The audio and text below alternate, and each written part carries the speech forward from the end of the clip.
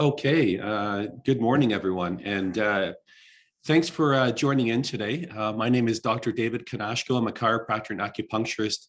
Been practicing for better part of 30 years or so.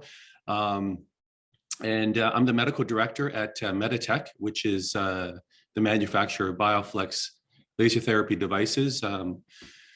So the purpose of today's seminar is really to give everyone a crash course in laser therapy.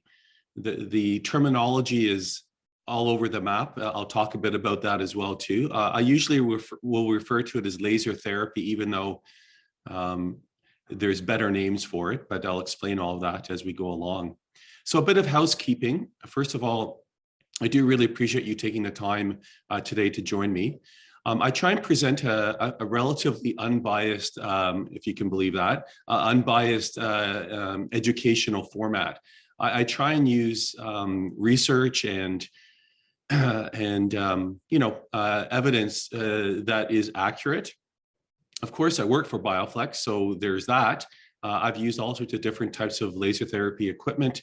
I strongly feel that what we offer is very effective, but I will talk about some other manufacturers and how they compare to BioFlex as well. You're always free to ask me questions. I prefer if you don't mind asking or typing in your question in the Q&A chat box as opposed to the actual chat box. Sorry, there's a Q&A and there's a chat. So if you have a question as we go along, I will try to address those questions. Just type them in and I will definitely do my best to answer that as well too. Now, as we begin, I'd like everyone, if possible, if you're paying attention, to let me know your first name, where you're from, geographically, what kind of healthcare professional or practitioner you are, and your interest in laser therapy. That is, perhaps you have laser therapy or you're interested in BioFlex or what have you. All of this gives me a bit of information to work with as we go along. So if you don't mind, just type in the chat box and let me know that information. I would really appreciate that. Today's session will be about 3 hours, give or take. It depends how many questions I get, of course. So it could end a little bit sooner or a little bit later, but generally speaking, it's going to be about 2.5 hours to 3 hours long. We will take some breaks, generally speaking, every hour or so. I'm just getting over, believe it or not, COVID. So my voice is a little groggy or froggy. I do feel pretty good, but it's kind of lingering in that upper respiratory tract area. So if you haven't had COVID, it's a lot of fun. I recommend that you don't get it. So bit about me again. I mentioned I'm the medical director. I'm a chiropractor, but before all that, I was actually my gig was molecular biology and molecular genetics, undergrad and graduate work at University of Toronto. And I had seen a chiropractor my whole life and ended up deciding that's what I wanted to do as opposed to being in the lab. And I became a chiropractor. And over the years, I've taught at many different institutions, chiropractic, naturopathic, massage therapy colleges and so forth. And what got me into laser therapy was over a decade ago, I had a pretty serious accident. I fell off a roof, long story, and had some pretty serious injuries. Unfortunately, I wasn't able to practice for quite a while because of those. And my rehab was kind of stalled, and I wasn't quite sure how to sort of push the envelope and get back to 100%. And it just so happened I recalled about a laser therapy clinic not too far where I grew up, and it happened to be Meditech. So I went in there and talked to Dr. Khan, and I'll talk a bit about Fred Khan today as well. And I started to get treatment. And I had never used laser therapy in clinical practice. I was a chiropractor, I adjusted joints. That was my first and foremost thing that I did. Of course, I sometimes use different modalities, and I found them not to be overly effective, to be honest. And then I got trained in acupuncture, and I really found that very effective along with other things I did. But I really didn't know much about laser therapy. So long story short, as I was being treated, it was really helping me. So I got curious as to how this could possibly be helping me when I didn't really feel anything, and it didn't make a lot of sense to me. So I started reading some of the research, and my background in molecular biology led me to some of the hard science and trying to understand exactly what was going on. And before you know it, I was like, wow, like there's tons of research on this. Why isn't it used more frequently or more commonly? Why don't people know about this and all that kind of thing? So I ended up, once I got recovered, working with Fred Kahn at his clinic. I was a resident chiropractor there, and started to do a lot of laser therapy. And then I started to do some teaching and training, and next thing you know, here I am. So today's session will talk a bit about an introduction to laser therapy, or PBMT, which stands for photobiomodulation therapy. And then I'll introduce our company and BioFlex and what we're about. I think, that's pretty important because you're here as well. Then I'll delve into the science. And I do try and keep this pretty straightforward, but also very accurate. There's a lot of misinformation out there. Surprise, surprise. And the misinformation is by manufacturers that make claims or say things that bend the truth, or to be quite honest, is not accurate. So I do try and keep to accuracy. It's important, for everyone to understand what it is that's going on, what things to look for, all that kind of information as well. And specifically, I'll talk about how photobiomodulation therapy works, how it's going to help your patient, specifically clinical applications. And then I'll get a little bit into safety, the safety aspects of laser therapy. I'll touch on some of the research, present some case studies that I thought were quite interesting. Granted, these are case studies, anecdotes, not double-blinded research studies, even though we're actually doing some of those.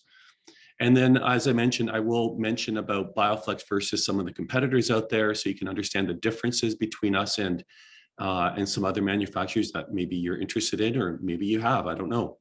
And then lastly, I'll bring in Chris, who's one of our account executives, and a salesperson that not so much going to try and sell you stuff, but more to talk a bit about the business side of bringing in laser therapy into your clinical practice. So that's what we're all about. I see that many of you have let me know where you're from. I'm just looking here, Manitoba. Let's see here, Calgary, Virginia, Brampton. Let's see, Dallas, Texas. Where else are we from? GTA, Greater Toronto Area. Again, Montreal, Vancouver. Oh, thanks for getting up early out in Vancouver. Appreciate that. Yeah, so basically all over North America, it appears. So again, if you do have any questions, by all means, ask away. I want this to be, Saskatoon. Can't forget Saskatoon, right? So please, if you have questions, ask me. That's how we all learn. There's no question that I don't mind seeing, although sometimes I will get to the question as I present in the lecture as well. So if that's the case, I'll let you know as well. Oh, in Los Angeles. Man, I wish I was in Los Angeles now, given that right now I'm looking out at about 2 feet of snow where I live. I live about 100 kilometers north of Toronto, a small little town called Creemore, which is near Blue Mountain and Collingwood up that way. It's beautiful, but yeah, it's cold. Although tomorrow is going to be 14 degrees Celsius, so what the heck, right? Okay, so let's enough of me babbling on here. Let's talk a bit about laser therapy, or photobiomodulation, or PBMT. So why are there so many names? In the United States, you oftentimes hear cold laser therapy. And not just the United States, but it's pretty common. That's a term that you would hear. But there's more than 70 names that have been given for this type of therapy. I mean, you know, low powers of radiation, light emitting diode therapy, soft laser therapy, red light phototherapy, on and on and on and on and on. It gets confusing. So what happened was, probably over 5, 6, 7 years ago, the World Association for Laser Therapy and the North American Association for Laser Therapy got together and they said, look, we need a concise, accurate term that describes this phenomenon. And because lasers is not accurate, and the reason for that is that even though it started off using lasers, we know now, of course, that you can use other sources of light. Oftentimes, light emitting diodes are used, and people often kind of dismiss LEDs, but a lot of research uses them. So we know it can actually give a very good effect. And there's other sources of light too, like high intensity fluorescent bulbs, you know, other sources of light that can also promote this type of positive reaction. So they decided, and they came up with a term of photobiomodulation therapy. And this is a mesh term. So let me explain what mesh is. Mesh is a medical subject headings term used when you go to search for this type of therapy in the research. And now it is recommended that any researcher that publishes in peer-reviewed journals, they use the terminology photobiomodulation therapy. They still don't all do that, but the shift is towards that. Now, one of the older terms that was quite common was low-level laser or low-level light therapy, or LLT. So you'll see that a lot in all the previous research. But nowadays, when you go to search on PubMed for research, PBMT is probably the one that you're going to find the most information on as far as current research. So that's the terminology. So photo stands for photon of light. And a photon of light from a laser diode or a light emitting diode or the sun is exactly the same. There's no difference. But there are differences as far as how those photons come out of a light emitting diode or a laser diode or the sun. And I'll talk about that as we move along as well. So this previous acronym LLT, you should also search for that as well, because that will bring up all the research in prior years as well. It's not a mesh term anymore. PBMT is the mesh term. Okay, so bear in mind, I encourage everyone, if you're interested in this type of therapy and you want to look at the research, that you search using PBMT and LLT. Although when you search for it, you're going to go LLT or PBMT. All right, that's how you're going to search on PubMed, and I'll show this. I'll show this a little bit later as well too. Okay, so PBMT or LLT. And then if you want to search for something specific, let's say neck pain, then you add and neck pain. And that will pull you up the research specifically on neck pain and laser therapy or photobiomodulation. I hope that's clear. Okay, so let's talk a bit about the definition. So the definition of laser therapy or photobiomodulation, again, I'm going to use them interchangeable. Laser therapy is easier to say, and most people kind of grasp that a little bit easier. So I'm going to stick with that a lot, but technically it should be photobiomodulation. So the definition of photobiomodulation is it's a form of light therapy, obviously. It uses non-ionizing forms of light. And the light can be from a laser diode, as I mentioned, LED, broadband light, like fluorescent tubes. And it's in the visible and near infrared spectrum. It's a non-thermal process. This is really, really important, because if you start to create heat with especially a laser diode, then it starts to create an environment where this reaction is inhibited. So if you use lasers, they should be under 500 milliwatts and preferably 400 or less. And the reason for that is right around 500, 400 to 500, you start to generate heat, which means that if you touch the skin with the diode directly and you hold it for any period of time, you'll start to warm up the tissues. And as you hold it for longer and longer, or if there's greater power, then you're going to burn, which means you have to keep it moving. High-powered lasers are traditionally used for surgical applications, but nowadays you hear about class 4 laser therapy, and I'll talk a bit about that too. But don't confuse class 4 laser therapy with photobiomodulation, because they're not the same. They're not the same according to the experts in the world, according to the World Association for Laser Therapy and the North American Association for Laser Therapy, and 99% of all the research as well. Okay, so I'm not saying class 4 laser therapy doesn't do anything. I'm just saying you have an apple, you have an orange, they're fruit, but they're different. Okay, so let's keep that in mind as well.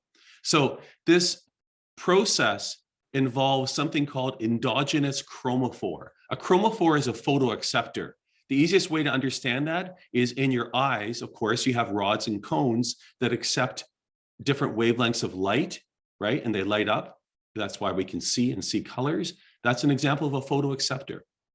Okay, so this process involves chromophores or photoacceptors, not in the eyes, other areas, right?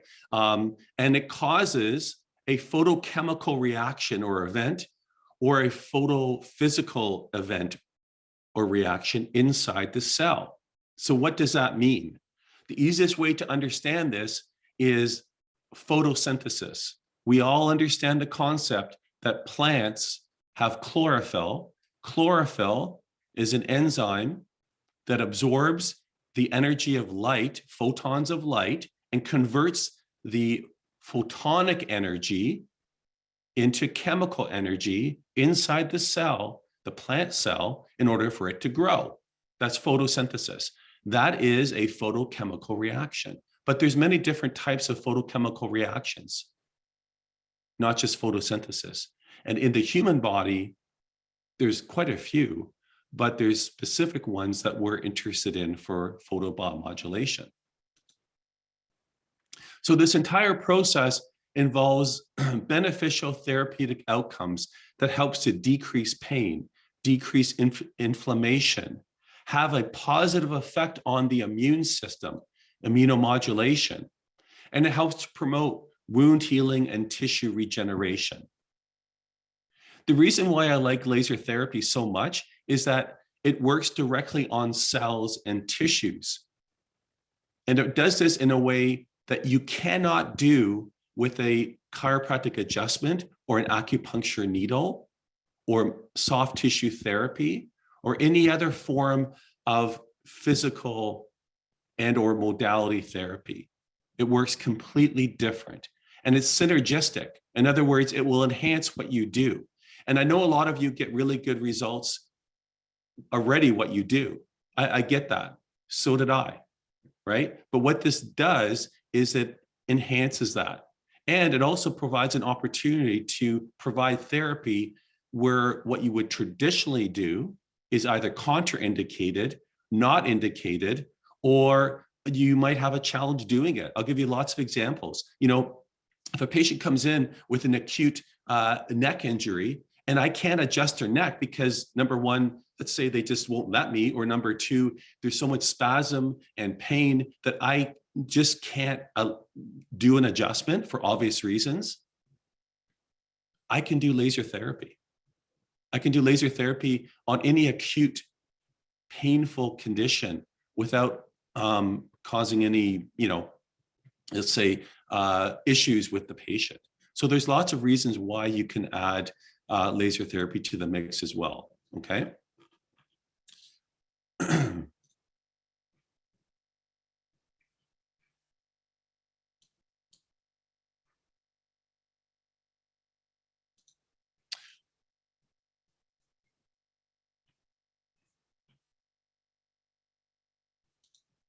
Okay, so let's talk a bit about the origin of of laser therapy.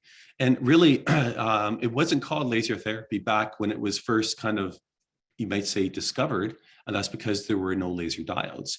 Now, this gentleman here, his name is Dr. Niels Finsen. He was a medical doctor from, excuse me, the Faroe Islands, which are a group of islands between Iceland and Denmark, I believe, or Norway, somewhere out there. Now, Niels Finsen, he won the Nobel Prize in medicine and physiology. So it's called medicine or physiology, back in 1904. Now, he was very sick, and he had a disease called Pick's disease. At the time, it wasn't actually diagnosed as Pick's because they hadn't been named yet. But Pick's disease is a connective tissue disorder. It affects all the organs and so on. It affects different aspects of one's health. Niels, when he was younger and he started to get this disease, he found that he was always better when he was exposed to sun. And he started to experiment with different wavelengths of light and tried to interpret and understand how these wavelengths of light could affect cells and tissues. And eventually he determined that some wavelengths like ultraviolet and red were very helpful in reducing the symptoms of some very common diseases at the time, including skin tuberculosis, as well as other conditions. And he ended up getting the Nobel Prize for his work. He died shortly after receiving his Nobel Prize, by the way. And his work was sort of spread throughout the world, you might say. And he used, basically what he did was he had high-powered incandescent bulbs. They were called arc bulbs. And he put different filters on the equipment. And these filters then, of course, emitted different wavelengths of light. The previous slide showed you an example of that. Now, this is really interesting. When I was doing some research and was kind of looking into all of this, you know, his work, and especially the use of red light, spread throughout the world. And now in Montreal, there's an island called Grosse Ile, sorry, I'm not French speaking, island that was an island used for all people, the immigrants coming to Canada, and they would be quarantined there. Now, a lot of people had smallpox that were coming in, so they're kind of quarantining them for smallpox as well. And when they're quarantining them, they used red rooms. And the idea of the red was that it was helpful for reducing and recovering people from smallpox. And this was based on Niels Finsen work. Isn't that interesting that his work spread all over the world, including to Canada? And, you know, red light to this day, we know is very therapeutic. At the time, he had no idea why, and we know why now. But it just goes to show you sort of, you know, how this type of therapy started to become entrenched into medicine. His legacy continued on. There was a doctor that worked with Niels Finsen. His name was Dr. Royer. He was a Swiss medical doctor, and he set up heliotherapy clinics in the Swiss Alps at high altitude to treat especially tuberculosis. So, you know, his legacy continued to spread, and understanding that light itself was very therapeutic. And so Royer did all these clinics. You can see here he set up, you know, and advertised for them, calling it Sun Cure. And if you look carefully, I blew it up here to see that, you know, he really advocated for people to expose their skin to intense sunlight at high altitudes. Now, this is dosage dependent because he knew that if it was exposed too long, ultraviolet radiation can cause, you know, damage, right? But it's all about getting the right amount of exposure of sun to help with one's health.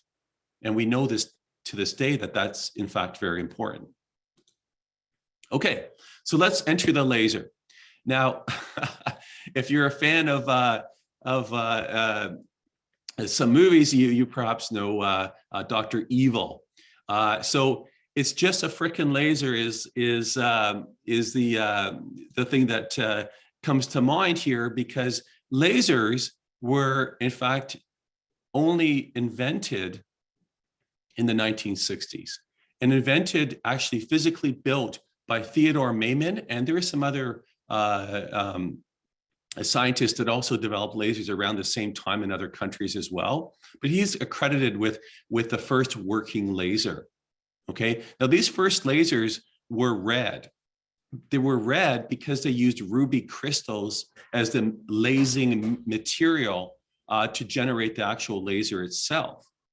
Okay, so it just so happened that the first lasers, the wavelength red, is important, because that's how we end up discovering what we know today as photobiomodulation. By the way, a little similarity there, right? I think between Maiman and Dr. Evil, maybe. I'm just saying. Okay, so I can't hear everyone laugh, so I'm just assuming that you're all laughing hysterically at me. Okay, so the first lasers, if you can picture this, were pretty high powered. So they were used by surgeons to cut and ablate and heat up and damage tissues. So if you can picture this bullseye where the red laser is hitting the skin, it's very, very hot, and it causes carbonization, vaporization, protein coagulation with lots of heat. So it's causing a lot of damage. And the surgeons were using these lasers to cut and remove tissue. What they noticed was that when they used lasers for surgery, there was less scar tissue, and the wound healed much, much faster than using a scalpel. Eventually, it was understood that as you go farther and farther from that hot zone, which by the way is called high-level laser therapy, you get to an area where there's minimal to no temperature rise, but it causes photoactivation of the surrounding damaged tissue to accelerate the healing. This is what we refer to, by the way, as, well, low-level laser therapy or photobiomodulation. Now, back in the 60s, they didn't know this was really going on. This was really only discovered as research was being done with these hot lasers. Okay. Now, the research that was done that actually established low-level laser therapy was done by mistake. And it was done by Dr. Andrei Mester. He was a Hungarian surgeon and radiologist. And he read a research paper by a surgeon and scientist by the name of McGruff. McGruff was out of the United States. He published a paper in the Canadian Journal, Canadian Association Journal, Medical Journal. And it was the first use of a medical laser to remove a cancer tumor in a patient. Mester read the paper and wanted to replicate similar device on his patients. But first he had to make sure he was doing everything right. So he started to experiment with tumors and tumor cells in rats. So what he did was he shaved off the fur or hair off the abdomen of rats. He injected tumor cells, and then he had the physics department and the University of Budapest make him a laser that he wanted to be similar to the one that McGruff used in his experiments. So he went about doing this. But what happened was, and he didn't know this, but the laser that was made for him was calibrated much, much lower than the actual one he wanted. So instead of being a hot laser, it was a cold laser. So when he treated the abdomen region where the tumor was, he observed not removal of the tumor, but the hair or the fur was growing back at a faster rate than the control. So he was like, well, what's going on here? First of all, he recognized that the laser was not hot. So he's like, okay, that's the problem. But then why was the hair growing back faster than the control? So like any good scientist that sees, a different response to his hypothesis will examine that and try and understand what was going on. And that's exactly what he did. By the way, if you have any questions, please just type them away. I certainly do not mind answering them. So type them into the Q&A box if you don't mind, okay? So this led him to another series of experiments. These were wound flap experiments. So picture this. He takes the animal, the rat, shaves off the fur, cuts out little tiny flaps of wounds as a control, 2 different sizes. You can see that it's on the lower diagram. And then he did a similar skin flaps, but he treated one wound in particular with the red, and it was red wavelength because it was a ruby crystal laser. And he treated that with this low-powered red laser light. And over the same time frame, what he observed was that using the low-powered red laser, it actually was healing at a much faster rate than the control. So you can see that in the diagram. The circle area shows a much more accelerated healing than the control. Now, if you look carefully, you'll see that the adjacent wound in the laser-treated rat, that, by the way, wasn't treated with laser, is also healing faster than the control. Now, I think I see a couple of questions. Someone's mentioned about getting feedback. Unfortunately,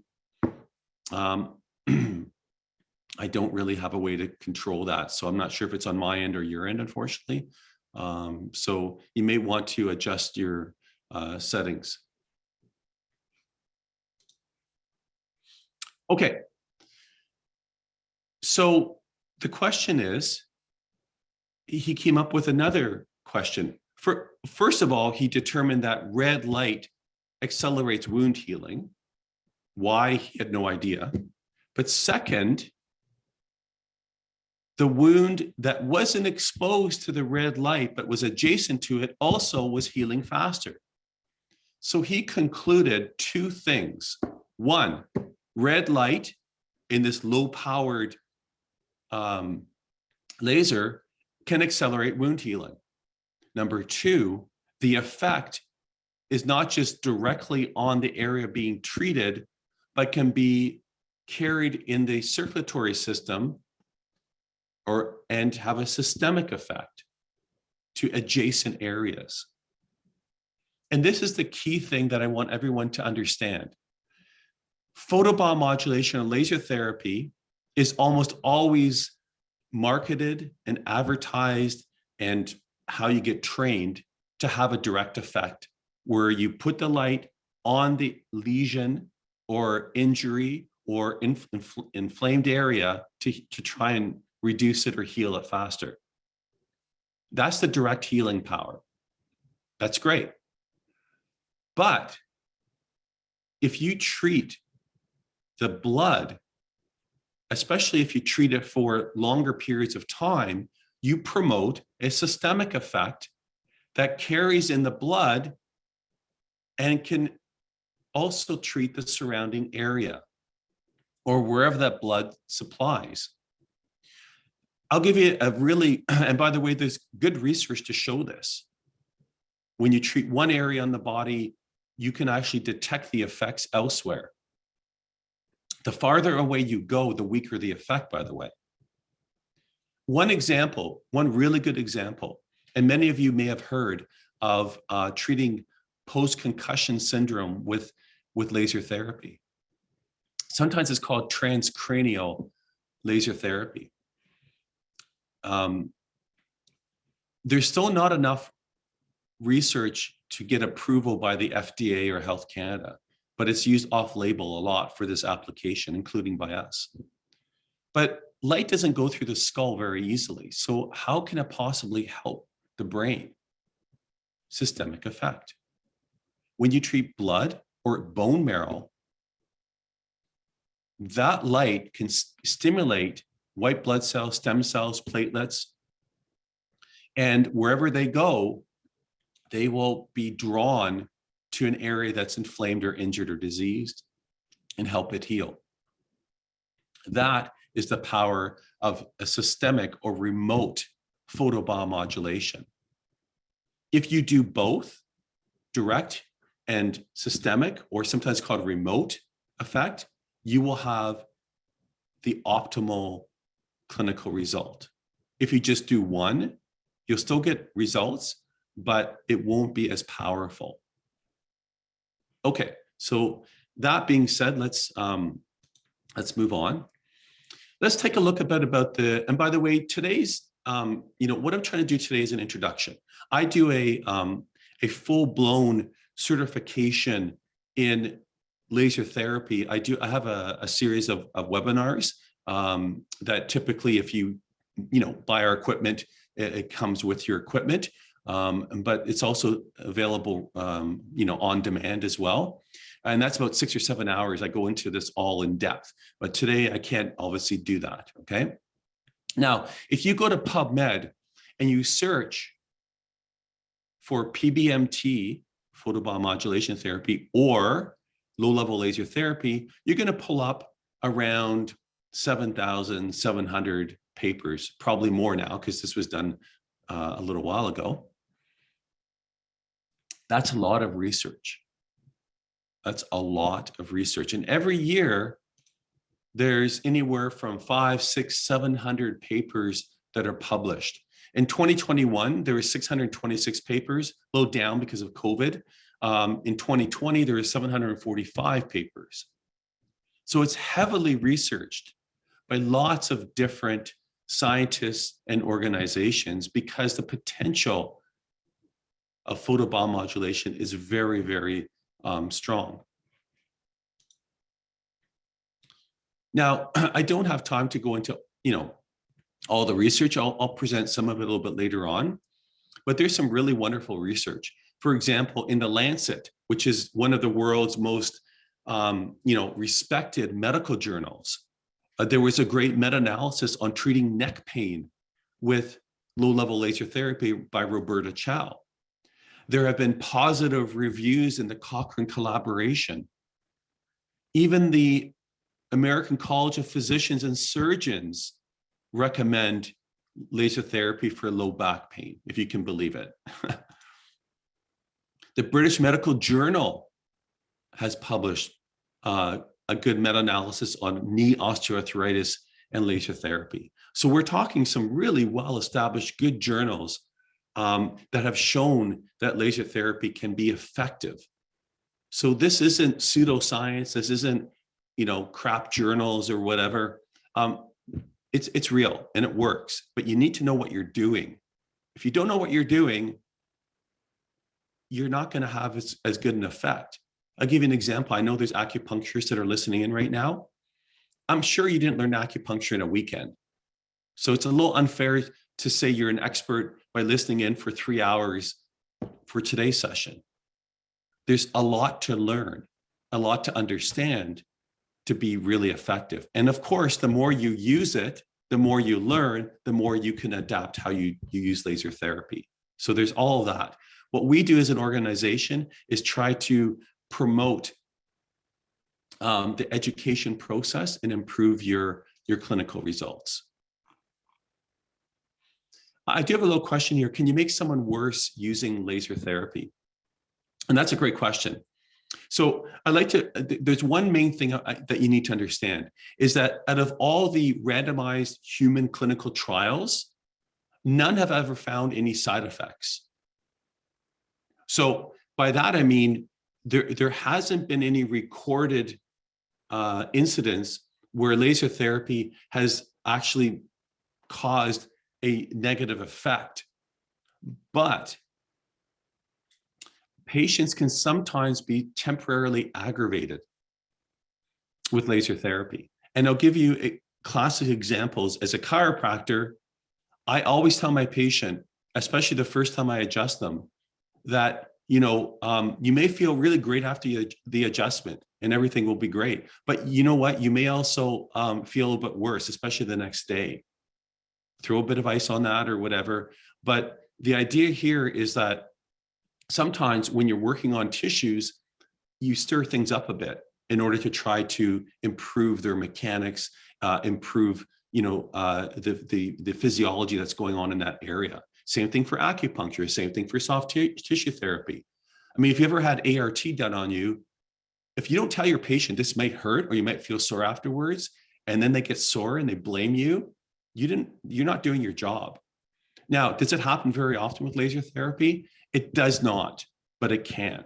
And the reason for that is still difficult to understand, but you can sometimes stir the pot a little bit, but it settles down. And certainly it settles down within 24 hours being treated. And typically it doesn't recur. Okay, so let's move on a little bit to BioFlex. So, BioFlex is our brand name. The company is Meditech, but one of the main things that we do is we manufacture professional grade laser therapy devices. We do a lot of professional development, this being one of them. I also do webinars every month. I usually do 2 of them. I do advanced training. We have a masterclass coming up. By the way, if you're interested in any of these classes, they're on our website under events. Our masterclass, by the way, if you have a chance to listen in, and I know I'm kind of promoting it, but one of the keynote speakers will be Dr. Norman Deutsch.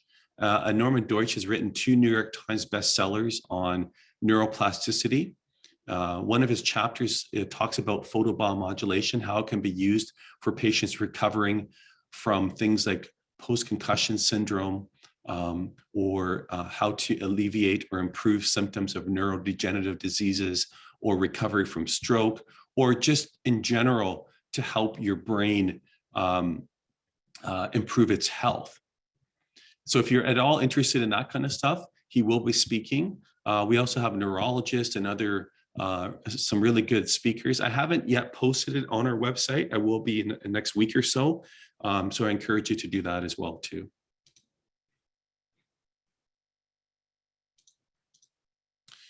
Our company also does and is involved in research and development. We're involved with a series of clinical trials that are going on. We do in-house. Everything is made in Canada, assembled in Canada. So we have engineers, all sorts of folks that play around with different light sources and try and make our equipment more effective, easier to use. We do offer technical support and clinical support. This is really important because the clinical support gives you the ability to talk directly to clinicians in our clinic. And by the way, we have North America's largest laser therapy clinic in Toronto. So you can call us up or email and say, hey, I'm treating, I'm treating gout. I've never treated gout before. Can I treat it? How would I treat it? What would you do? How would you recommend this? Give us a call, email us, and we can help you out. The idea there is that you don't just buy the equipment and we say, good luck to you, see you later. We're there to help you along your journey to get really good clinical results.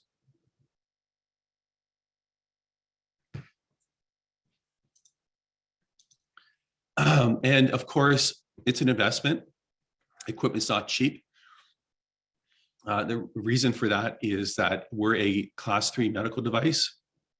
And we have FDA, Health Canada, MDR in Europe. And this involves lots of audits, lots of regulatory oversight. We're ISO certified for medical device. So this all comes at a price as opposed to buying something, I don't know, from China or wherever where you know, you don't have any assurance of what it is that you're using. Excuse me. And lastly, we also manufacture home care devices.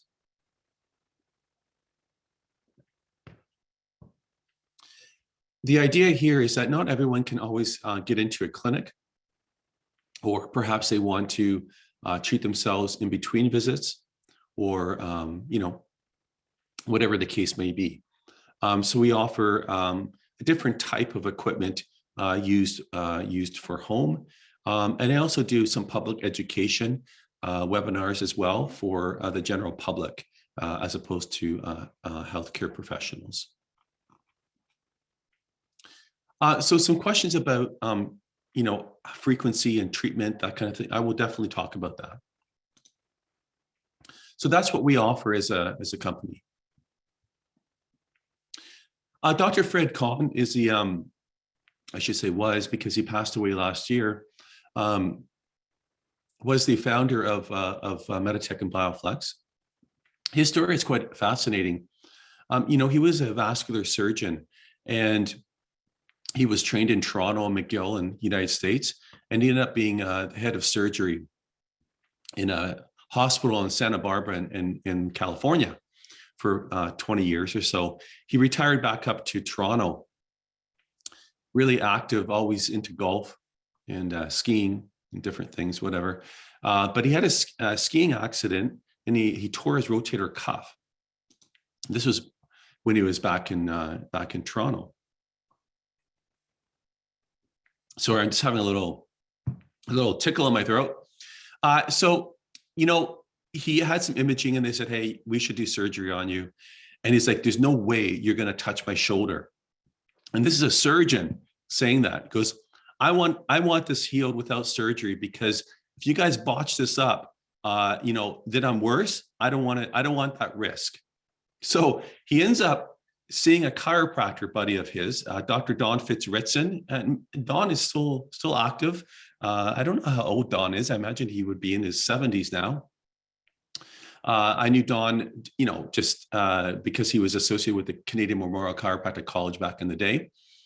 And so Don used a very early form of laser therapy, a device that was from Russia, pretty, you know, archaic for standards that are now, but back then it was leading edge. But it was relatively low powered, it was red. And so Don would have to hold this laser on one spot, you know, for a long time, then move it to another spot, very time consuming kind of treatment, but it healed his tendon. So Fred was like, what's going on here? Why is this laser healing me, right? He had no idea about this. So he started to inquire and learn and reach out to researchers around the world. And he's like, wow, like this is really cool. So he decided to come up with something that was easier to use, maybe hands-free to some degree. And so he worked with Ryerson University in Toronto and started to do some clinical trials, started to have some devices engineered and made for him at a medical device entrepreneurial program at Ryerson. And eventually he was getting really good results with his equipment. And so he decided to open up his own clinic. And at the same time, he decided to pursue getting his equipment cleared by the FDA and Health Canada and so forth. More questions about wavelengths, depth of penetration. I will get there, don't you worry. And are there any tissues over which you cannot do laser therapy? I will also talk about that. Good questions. Don't worry, I will get to safety and depth of penetration. That's really important stuff. So don't worry, I will touch on that. I know this stuff is a little fluffy, but I got to get through it. So he went about to make his devices, got patents for them, very unique devices. And of course, they've changed over the years. And they've become a little bit more sophisticated, and easier to use, more sophisticated software. So we have a whole series of different devices, entry level to, to multi-patient level devices. Multi-port, dual port, therapist system. They all have different ways that they work as far as software goes. And of course, we have our personal therapy systems as well.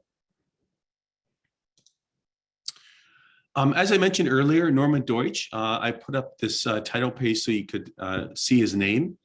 If you haven't had a chance, do read his books. They're really quite fascinating, really give you good insight into neuroplasticity and how you can help people recover from traumatic brain injuries, those kinds of things, because that's really important to understand. Our devices have been featured on Nature of Things through Norman Deutsch as well, where he talked a bit about this transcranial photobiomodulation. Our company is heavily involved in research. We're currently recruiting for post-concussion research out of Toronto and Vancouver. We've done research to show its efficacy for post-surgery in rhinoplasty. Lots of different things that we're looking at: peripheral arterial disease in South Africa, vestibulodynia condition at University of Ottawa. So all this research is being published or has been published as well, if you're curious. One of the ones recently that was published was the effect of photobiomodulation on bruising or ecchymosis post-rhinoplasty. This was done by a researcher for us out of Iran. Now, our devices consist of two types of hardware. One are light emitting devices. The other are class 3B laser diodes. And the first device is hands-free and is designed more for a systemic effect, which promotes anti-inflammatory effect. And of course, the lasers promote more of a direct effect, and especially they go a little bit deeper as well. So how we approach treatment is we wrap the array, called a dual array, onto the skin. It has to make contact. This is really important. If the diodes don't directly touch the skin, then much of the light is lost due to reflection. Okay, I think that kind of makes sense, right? So you strap on the array, you keep the array in proper position, and then you turn it on. Now, this light that comes out initially is red light. And the red light will stay on for about 5, 6, 7 minutes. And each of the diodes can then automatically turn into near infrared light. So first red, and then the same diode will then emit near infrared. Okay, so there are differences between red and near infrared, and I'll talk about that coming up. The purpose of this first step is to saturate all the cutaneous and subcutaneous tissues with light, treat anything superficial, and to treat a large volume of blood that promotes an immunomodulating effect, systemic or anti-inflammatory effect. Once that is done, by the way, this is hands-free. You walk away from your patient. You don't need to be there with them. Then you take it off, and then you would use a class 3B laser specifically on the tissues that are injured or diseased. And you might hold the laser probe for a few seconds, 10 seconds, 15 seconds, 20 seconds per point, depending on the depth of the target that you're trying to achieve, because that will determine the dosage. So those really are the two main steps that we do with our equipment. And that's unique to BioFlex. No other manufacturer treats this way. And the reason for that is most manufacturers focus on a direct effect, which is fine, but you miss out on a very powerful systemic effect. All of our equipment comes with proprietary protocols, and I want to talk briefly about those. These protocols were developed by Dr. Khan and his team over decades of use in the clinic in Toronto. Actually, we had 2 clinics at the time. Now we just have 1 large clinic. So what Fred did was he started treating. He would start to treat, arthritis of the knee, and he would start to play around with the pulses of light, the frequency, the timing, the dosage, so on and so forth. And eventually you start to see patterns. Eventually he decided to document the patterns into protocols. And so this really is based on the treatment of tens of thousands of patients and seeing how they respond, and then putting them into easy to use recipes or protocols for the practitioner.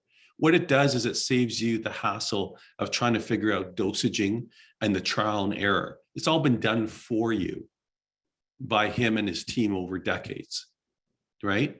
And we're really the only manufacturer that has a history of doing this in a clinic.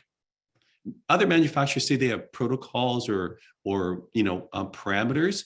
The thing about it is that they're not based on clinical trials. They would probably be based, I'm assuming, on clinical research, maybe randomized control trials or guidelines. The problem with that is that a lot of that work is done just to show some kind of positive effect, not necessarily optimal effect. So when you read research, it's statistically analyzed, is there an effect or is there no effect? Not, is there a really good effect, right? There's a difference there. You as a clinician aren't going for a little effect. You're going for an optimal, best way to get your patient healed and feeling better as soon as possible, right? That's where our protocols and how they were developed. And so these protocols are divided into different stages, like stage 1, 2, and 3, and varying dosaging and stimulation with different frequencies. And along with that, we recommend where you would place the, the light array to treat a specific condition. That's part of the training that you would receive if you purchase our equipment. As I mentioned earlier, we have a team of DCs, PTs, RMTs on staff. They can provide clinical support at any juncture along the way to help you out. Of course, as well, everything is driven by software. The software will allow you to save all the information for each patient, to save your protocols, to customize your protocols, change them a little bit depending on the size of your patient, the skin color, the pathology, the specific injury for that patient. It allows you to formulate your own customized protocols. And allows you to change any and all parameters. This is really unique to our equipment because we firmly believe, just like acupuncture, just like manipulation, that every patient is treated differently and that you need to adjust, no pun intended, how you treat for every patient that comes in. Because let's face it, patient comes in with sciatica, oh, I've seen this a million times, but there's always unique circumstances for that patient, right? We all know that. So even though you do the core of your treatment pretty similar, you may alter it a little bit. And that's what the customized protocols or the ability to do that is about. So the software allows you to, change the duration, change the power, change the waveform, the frequency, the duty cycle. Some of these things you may not necessarily understand yet. And I go more in depth during the training itself. And as I mentioned earlier, we do a lot of education. Today we're doing this Light Up Your Practice, but I also do webinars. As I mentioned, they're usually once or twice a month. We do these advanced trainings, a masterclass. I think I mentioned those as well. Okay, welcome back. I had a chance to go over the where everyone is from and what kind of professions you guys are. A couple of points. I noticed one person was doing a lot of stuff with women's health. Of interest to you would be our clinical trial for vestibulodynia. Probably didn't say that exactly right. Out of University of Ottawa, we're getting some really good results with that. We have treated a lot of pelvic pain, endometriosis and some other conditions with laser therapy. So we do have some experience with that. And also our equipment's being used for some fertility things as well too. Now, this is still, it's not like we have protocols for that and we don't do that ourselves, but Dr. Lauren Brown, an acupuncturist out of Vancouver, and quite a few people are interested in it because it does have really good anti-inflammatory properties. And I think the idea behind it is helping with, the health of the ovaries and the uterus, that kind of stuff. Obviously not an expert in it, but there's some compelling research, you might say, that indicates that it might be very helpful for that as well. Who else was it going to comment on? I can't remember. Anyway, we'll continue on as we go along. Great to see some family doctors and physicians as well. Being a chiropractor, it's interesting because my brother's actually a radiologist, so he's a medical doctor. And when I went to school, at college in chiropractic, he was blown away with the how should I say it, the level of quality of what we were taught. In fact, some of our professors were cross-appointed with the medical faculty at U of T. So anatomy and histology, all that kind of stuff is all exactly the same. It just went a little bit different when you start to learn about pharmacology and that kind of stuff, right? But thank you all for joining me again today. Okay, so I mentioned about customer support. We have all sorts of stuff on our website that can help you out with integrating laser therapy as well. Okay, so let's delve a little bit into the science of laser therapy. So is it complicated? Probably, but I'm not going to worry about that. What we need to know is this man, Albert Einstein, is the one that came up with some of the theories that are critical for the first laser that was made. So quantum theory and his work in understanding that the energy of photons are absorbed by orbiting electrons and then can be spontaneously released again as energy is the foundation of how lasers actually work. So really, it was Einstein that, and to this day, all his stuff remains accurate, which is crazy. He was the one that kind of, got things going. Now, the first lasers I mentioned were using a ruby crystal. But nowadays, they're oftentimes semiconductor lasers, and they generate coherent light. So this is what we refer to as a laser diode. Remember that laser, of course, is an abbreviation for light amplification by stimulated emission of radiation. So the stimulated emission is the basis of how a working laser diode works. The properties of a laser are, of course, is monochromatic, so a single wavelength. It's coherent, the light's coming out all in one phase. It's polarized, so it's in one plane. It's collimated, usually through a lens as well. So in one direction, so it's like a laser pinpoint, and it's high energy. So a lot of this is really good for laser therapy, but some of it doesn't matter because coherence is lost as soon as the laser hits the skin. It scatters everywhere. So the fact that you're using a laser, it doesn't stay as a laser in the skin, it scatters everywhere, just like any light would. Okay, it's monochromatic, that's great, except that it's not one single wavelength that does photobiomodulation, and I'll explain that. So there's lots of different types of lasers: gas, chemical, solid state, metal vapor, semiconductor. Generally speaking, semiconductor lasers are the ones that are used for photobiomodulation. Usually the sources of the elements are indium, gallium, aluminum, phosphorus, arsenide. You can see the different types in that red little box there if you're curious. Now, lasers are classified according to the eye injury hazard from low to severe, right? So the lower the power, the less risk to the eye. Classified as 2, which is the lowest class, all the way up to 4. And if you look at this diagram, you'll see that class 3B are between 5 to 500 milliwatts. And anything over 500 milliwatts is a class 4. Now, remember earlier I said rated around 500 milliwatts or 4 to 500 milliwatts is a threshold for heat. So anything greater than that will in fact generate heat.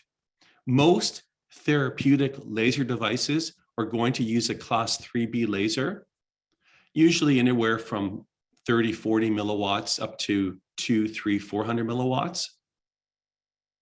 Okay, so that's usually what's used. An LED is a little bit different, of course. It produces light by passing an electric current through a semiconducting material, and that's referred to as a diode as well. And this then emits photons through the principle of something called electroluminescence. You know what? For the life of me, I have tried to figure this out, and I hate physics. So to be honest, I would say if you're really curious as to how light emitting diodes work, then go to YouTube, because I'm not going to sit here and try and attempt to explain exactly how they work. But essentially, you run a current that makes positive and negative holes, they're called, or charges come together. And where they come together, they interact, and that causes the electroluminescence to occur. Okay. Again, I find it a little complicated. Lots of YouTube stuff out there. So if you're really curious, you can go ahead and search that out. That's not the goal for me today. Now, the spectral width is important because certain wavelengths are important in laser therapy. Now, LEDs have a wider spectral width than a laser. A laser is monochromatic. LEDs are not, but you can have them made in a very narrow band. In other words, if I have a 660 nanometer LED, then most of that light is 660, but plus or minus 5, 10 nanometers on either side, kind of like a bell curve, as shown here. Okay. And it's important to understand that it's not a single wavelength that does the trick. It's a range that does photobiomodulation. Okay. So what happens when skin is hit by photons of light? Okay, well, let's take a look. Sometimes they can reflect, especially if they're held off the skin, which is why for photobiomodulation, nearly all research references contact technique. In other words, touching the skin. If you don't touch the skin, up to 85% of light reflects off. It's physics, right? So when I see companies like Erconia that treat through clothes, bizarre, or holds a device like a scanner, like you're scanning groceries off the skin, makes absolutely no sense because the light's all reflecting off. You need to touch the skin, and preferably you need to push the diode into the skin to get the light even closer to the target, which usually is deep to the skin, right? Okay, that's an important thing to understand. That was a reference as well. This is all referenced. All this stuff, I can show you the research or the understanding and the basics of it. So laser light loses its coherency as soon as it enters the skin. If the target is 2 centimeters deep to the skin, the laser isn't going to form a beam right to that little tiny target. It's going to reflect, scatter in 3-dimensional volume of tissue. The deeper you go, the less light. So even though light can penetrate, I don't know, 5 centimeters, It doesn't mean that you can treat something 5 centimeters directly, because most of that light is so weak by the time it hits 5 centimeters that it's not doing anything. So the way you can improve that is to increase the power and or the treatment time and push the laser into the skin. Those are all ways of overcoming all this scattering that's going on. So again, light energy decreases in intensity with the depth of penetration. Remember, there's limits of power. Anything over 500 milliwatts is going to burn your skin, which I'm assuming you don't want to do. Unless, of course, you're removing a tattoo or removing hair. Those are more powerful. Okay, so let's have a little crash course in the electromagnetic spectrum, just because I know on a Saturday morning, everyone wants to learn some physics or relearn some physics. So remember, the electromagnetic spectrum consists of a whole bunch of different wavelengths. In the middle, a very small portion is the visible spectrum. Visible spectrum goes from violet all the way up to red. Violet's, I don't know, around 500 nanometers, around there. Red ends up at around 660, 680. But then we have ultraviolet, X-rays, gamma rays, infrared. By the way, it's not to scale, microwave and radio waves. The thing you need to understand is that the shorter the wavelength, the more energy the wave has. So the more energy, the more dangerous that wavelength is. So for example, ultraviolet wavelength has a lot of energy. It can break covalent bonds in DNA and can cause cancer. Same thing for X-rays, obviously, and gamma rays. But as soon as you get to the visible spectrum, the wavelengths are farther apart, less energy, and it's considered to be non-ionizing. So ionizing radiation is everything from ultraviolet, right on the cusp of violet, to X-rays and gamma rays. These are dangerous. They can be used therapeutically,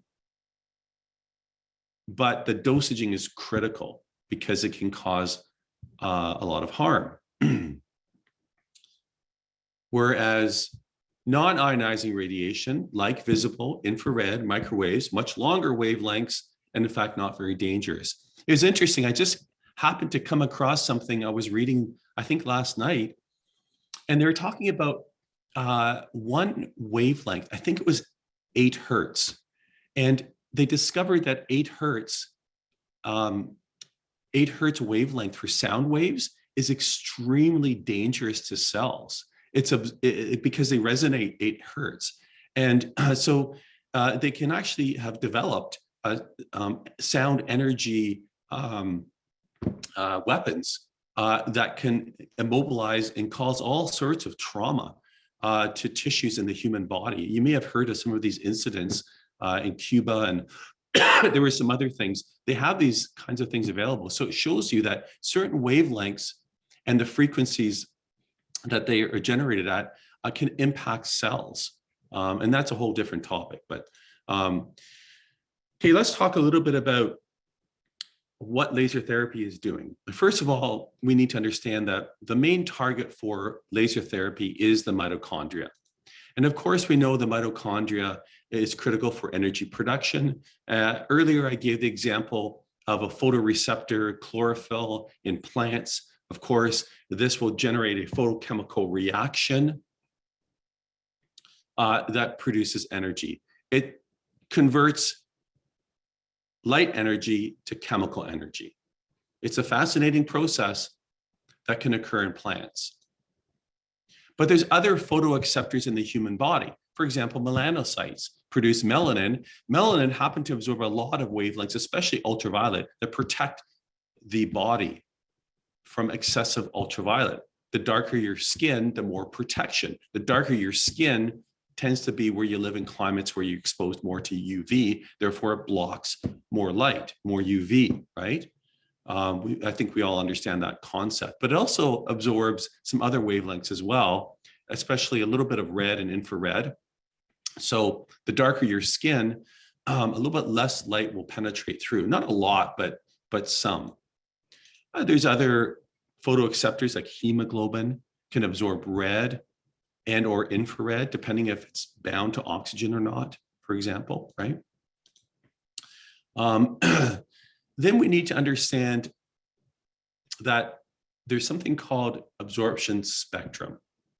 And if we look at the absorption spectrum of hemoglobin, if it's oxygenated or not oxygenated will determine if it absorbs more red or more infrared. This is what happens with photobiomodulation in a nutshell. So what happens is red and near infrared wavelengths happen to be absorbed a lot by a photoacceptor, an enzyme called cytochrome C oxidase.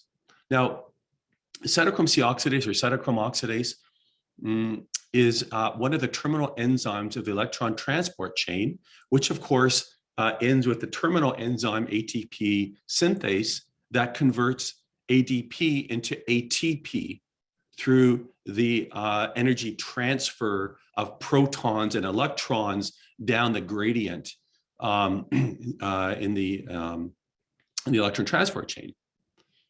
The problem is that when there's inflammation, which of course we know is the problem for everything, kind of like Putin, but I won't get political here.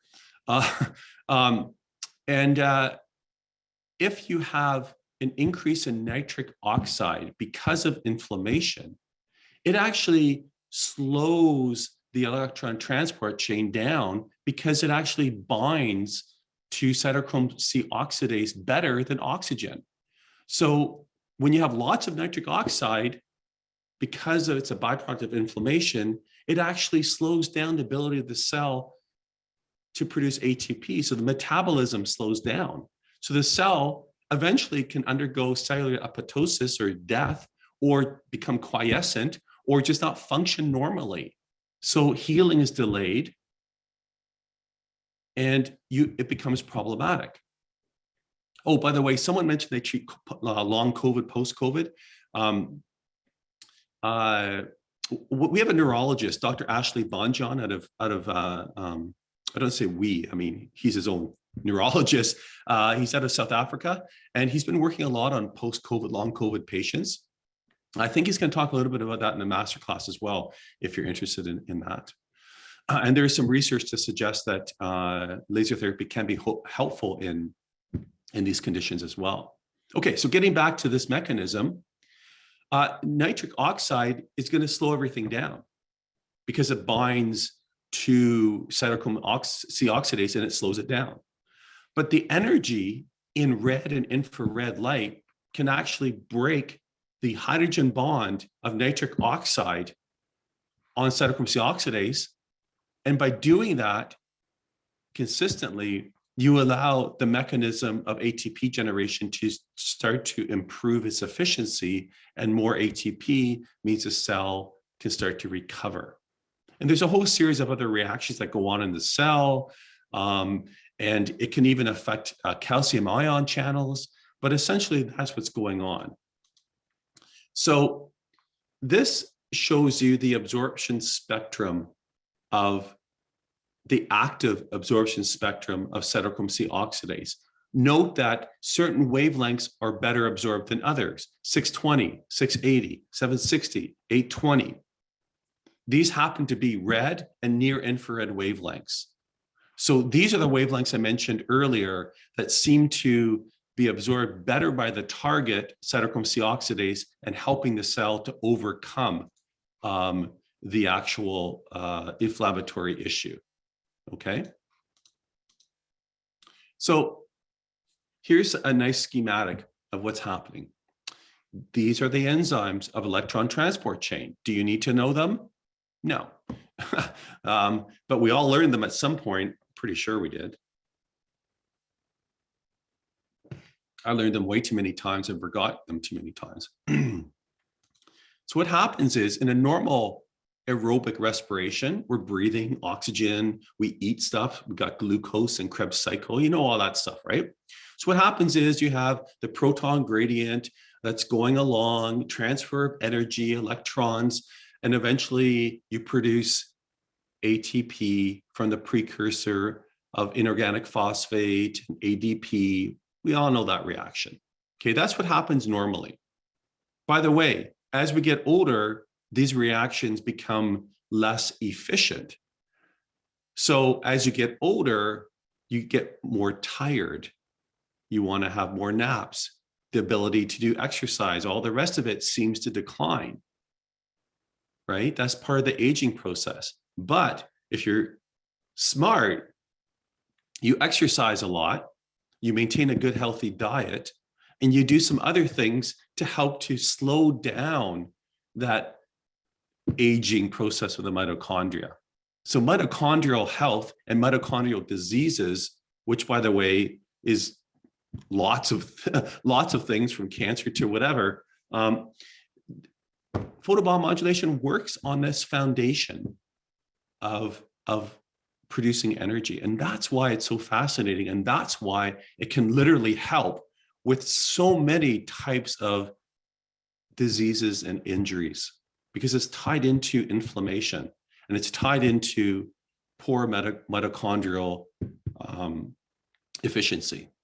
Okay, so what happens is when you have inflammation, you have an increase in intracellular nitric oxide, which, by the way, has a short half-life of 5 to 6 seconds, and by the way, can easily go through the phospholipid bilayer into blood.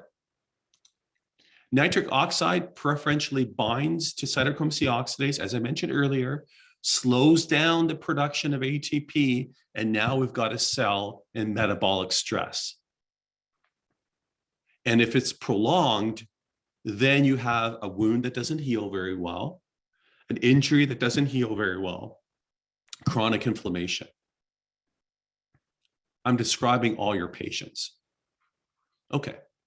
So what happens with laser therapy is the energy of the photons of red and infrared, remember, they're absorbed nicely by cytochrome C oxidase, specifically in copper and iron, where nitric oxide is binding. It breaks the bond. It's not a covalent bond, it's a hydrogen bond. It breaks the bond, causing nitric oxide to dissociate off the enzyme, and it's free to diffuse out of the cell, or it literally disassociates itself. By constantly doing this, you allow the cell to recover and produce ATP. And now the tissues and the cells can start to heal faster. Imagine combining this with soft tissue therapy, with acupuncture, with manipulation, or for the doctors out there, the other things that you guys do, or recovering from surgery, or what have you, or maybe relying a little bit less on, NSAIDs or what have you. Okay. So is it that simple? No. There's lots of stuff going on, as I alluded to before. There's secondary effects. When you produce ATP, one of the byproducts is reactive oxygen species, or ROS. ROS in small amounts is actually quite stimulatory because it actually interacts with an enzyme called nuclear factor kappa beta that helps to produce or translate proteins called cytoprotective or stress proteins that help a cell recover as well. So there's a whole bunch of trickle-down effects from the ATP production to increasing the sodium-potassium efficiency pump that requires ATP, to nitric oxide that can be released outside of the cell into the blood that causes vasodilation. And ROS, nuclear factor kappa beta, all these different things, increasing the efficiency of the calcium ion channel as well.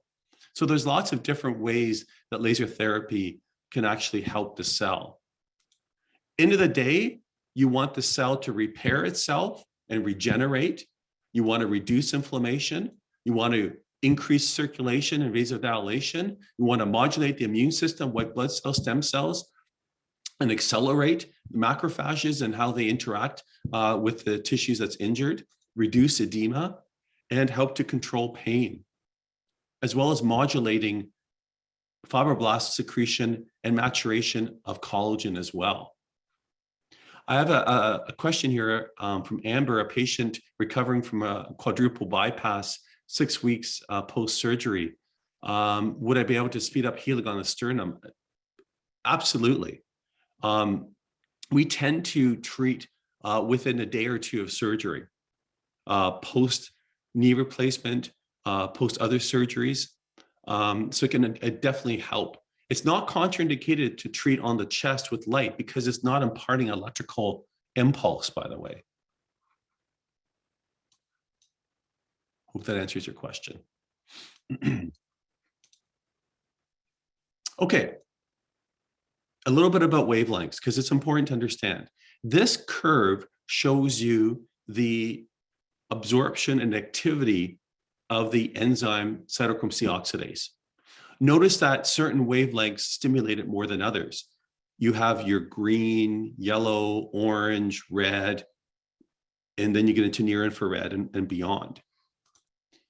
But also blood and hemoglobin specifically absorbs a lot in the green, yellow, orange, and a little bit of the red. Not so much in infrared, although it depends if oxygen's bound or not. And then on the far wavelength, you can see water starts absorbed over 900 nanometers. So there's a window of wavelengths that seem to be effective for photobiomodulation. And that window is between red and near infrared up to around 840, 850. Some can make the argument up to 900, 980, but traditionally, and the research uses near infrared, usually around 780 to 840, and usually it's 810 to 840, and red, anywhere from 630, 640 up to 680 nanometers in that range is going to be effective. Okay, so that's why we use the wavelengths, because those are the ones that are going to avoid being absorbed by water, because why do you want to heat up water? And blood, specifically hemoglobin.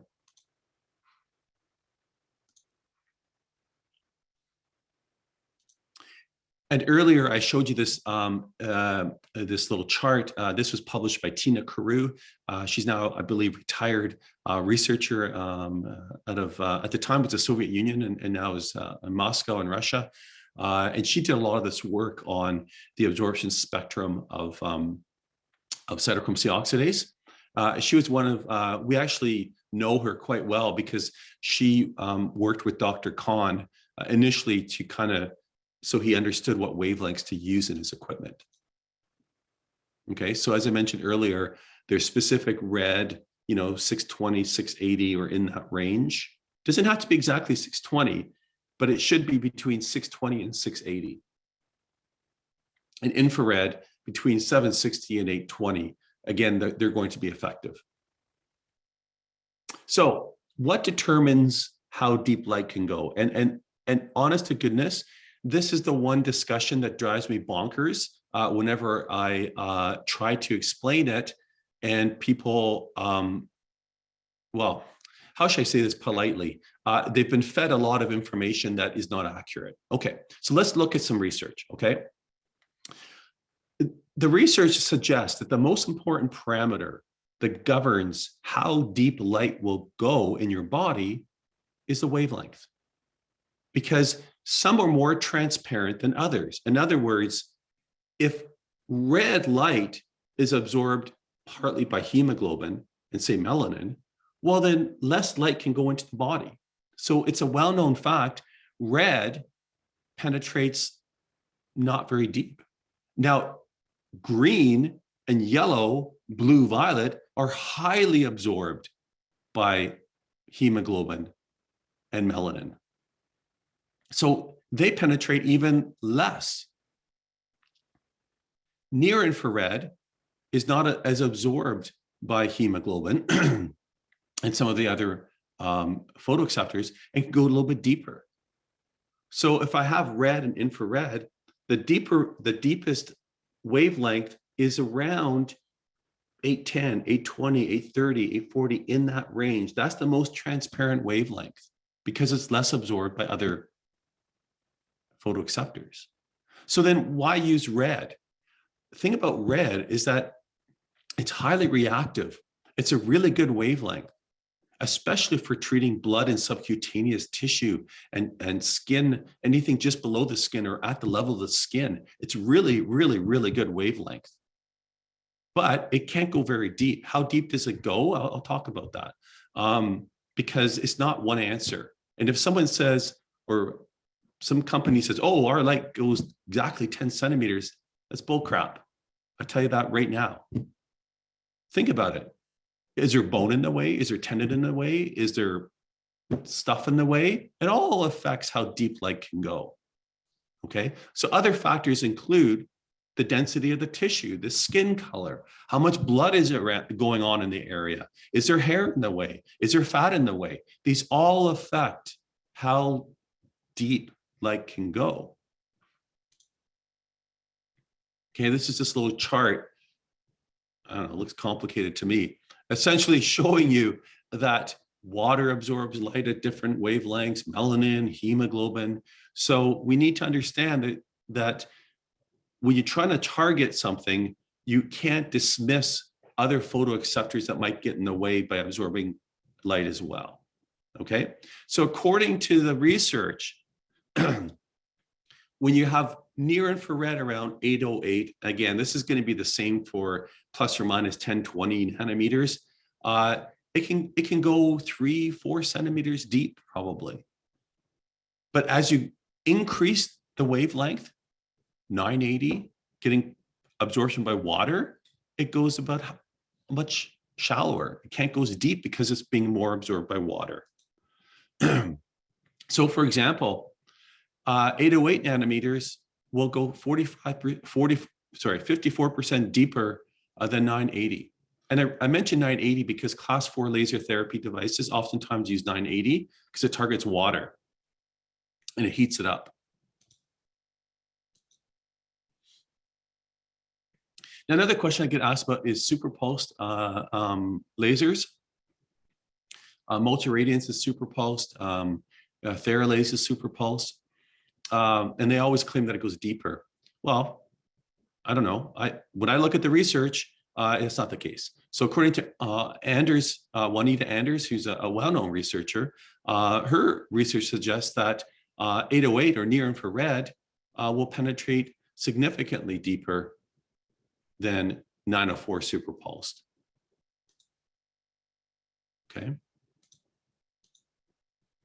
So what's the real depth of penetration? And why is that so important? Well, it's important because you want to get light to your target. I get that. Now, red light can go a few millimeters to a centimeter or so, and it depends on other factors I mentioned earlier. Near infrared will go deeper. It might travel several centimeters, maybe even deeper, again, depending on different factors. So you can safely say that's kind of the area, the range that you're dealing with.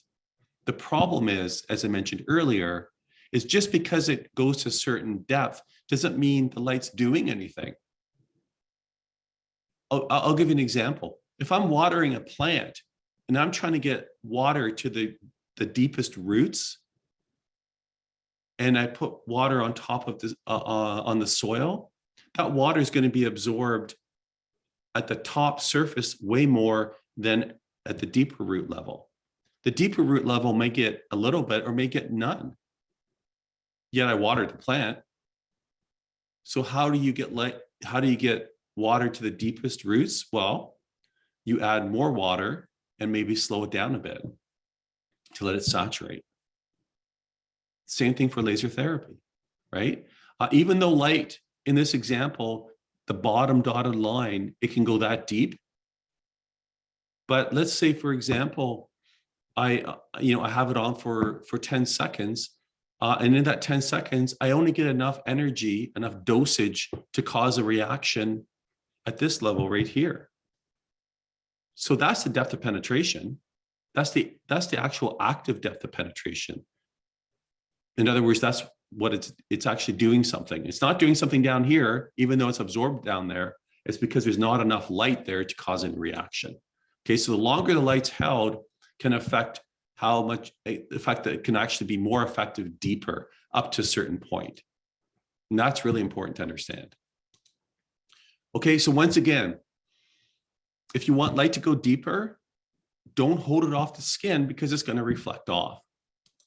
You want to touch it to the skin. That's going to allow light to go deeper.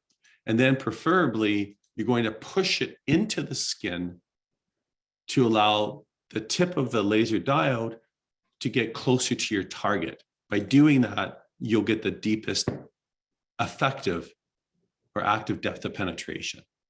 I'm hoping that makes sense.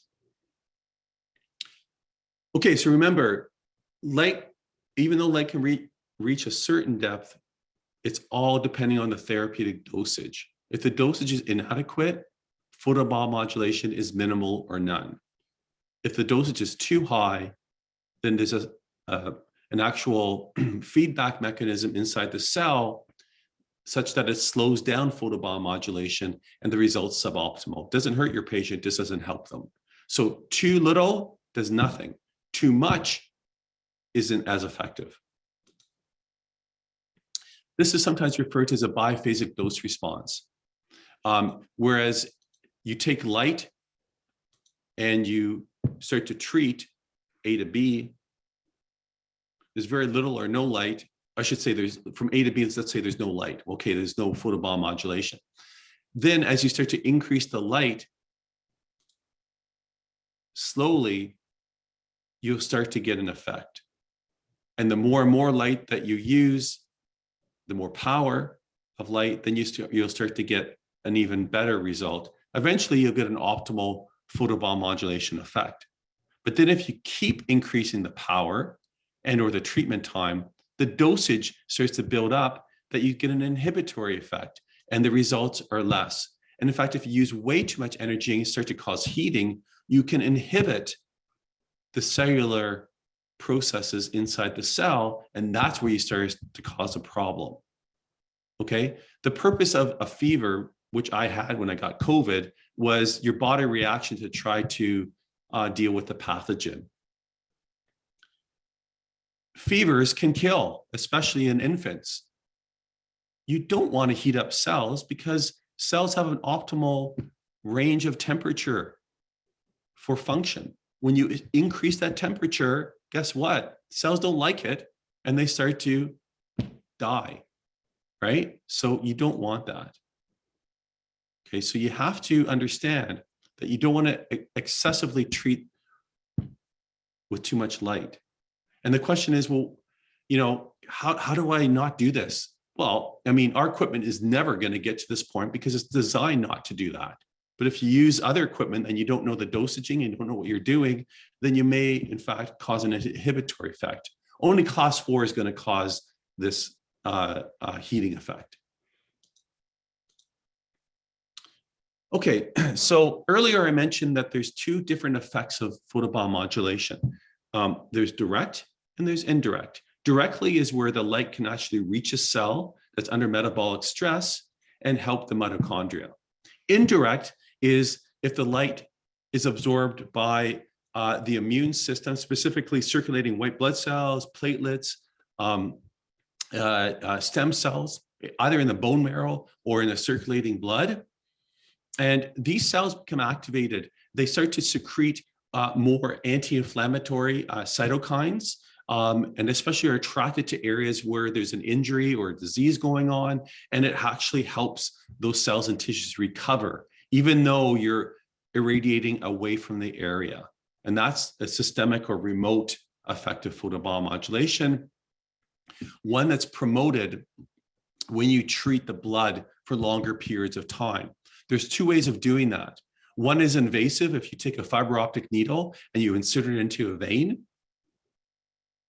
And the other is using a large surface area of light, like our equipment, and you have it on the tissue for a certain period of time that promotes more of this systemic or remote effect.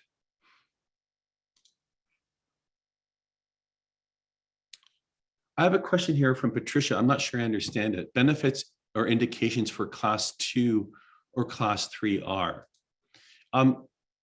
The class of the laser, it doesn't matter. It's a dosage, right? So class 2 is between 1 and 5 milliwatts.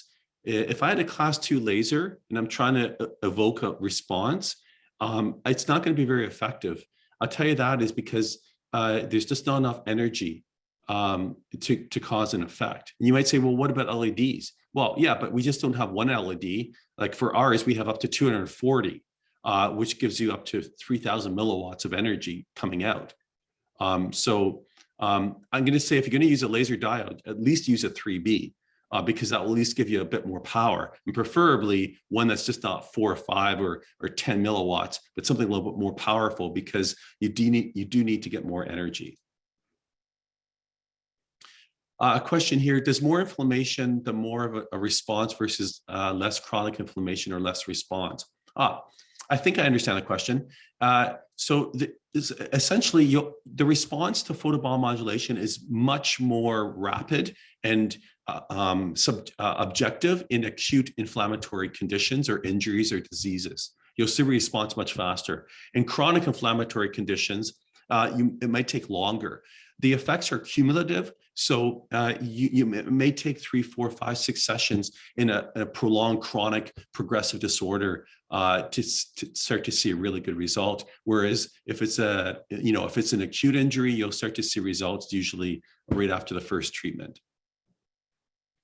Okay, this is an experiment I love to share. It's a little bit. I'm going to give you a bit of a warning here. I'm not a huge advocate of using I love animals, and I'm not an advocate of animals in research per se.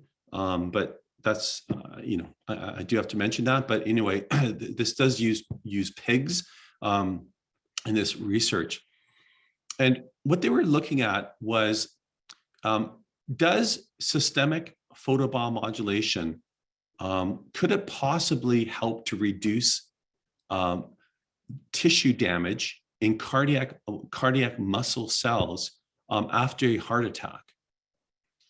And the research was done in Israel. Now they've done initially they did pigs, porcine, and then they started to do it on humans as well. So this is what they did. I know there's lots of stuff there. I'm going to explain it essentially. What they did was they induced a heart attack or myocardial infarction by putting in a balloon in one of the coronary arteries and induced a small area of infarction. Some of those pigs were control, and others received photobiomodulation directly into the bone marrow of their ilium and the tibia. So they drilled holes into the bone marrow, and they irradiated inside the bone marrow with infrared laser light. And then after a period of time, 2 and 7 days post-infarction, they observed how much damage was done, how much scar tissue was laid down post-infarction. So the infarct size, in other words. In the laser-treated pigs, the infarct size as a volume was 3.2. And in the non-treated pigs, I'm just trying to see the stats here. I don't have the size there, but it was 68%. The infarct size was 68% smaller, less scar tissue in the laser treated compared to the infarct size, compared to the control.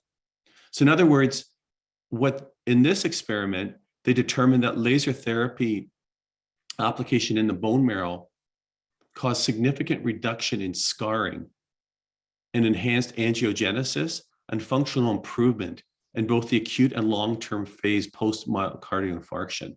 In other words, they were nowhere near the heart, yet the effects were carried in the blood, stem cells, white blood cells, that were more activated, higher numbers, and helped to reduce the actual scarring. So here visually you can see. On the left here, this is a cross-section of the heart. You can see the white represents scar tissue. Okay. On the right is the laser treated one. And look at the scar tissue size. It's just a small little area, 68% less than the control. Similarly, you can see the same results. Wherever you see white is scar tissue on the diagrams here compared to the laser ones where you see a lot less scar tissue. Now, they did a follow-up experiment in humans where people that were coming in with a myocardial infarction at a hospital in Israel, some of them agreed to have an experimental procedure done where they were treated with laser therapy. Now, they didn't do it, they didn't have time or the ability to be invasive and go into the bone marrow. They treated externally over the bone. And then they did similar imaging and scanning to see if there's a difference. They didn't detect any changes in the scar tissue, but what they did detect was less chemical markers of tissue damage. You know, when they test for a heart attack, they usually test for like creatinine phosphase, like markers of muscle tissue damage. And those markers were much reduced.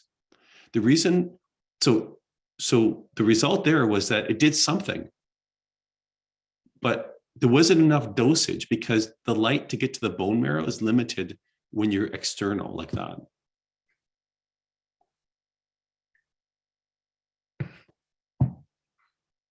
Questions? Okay,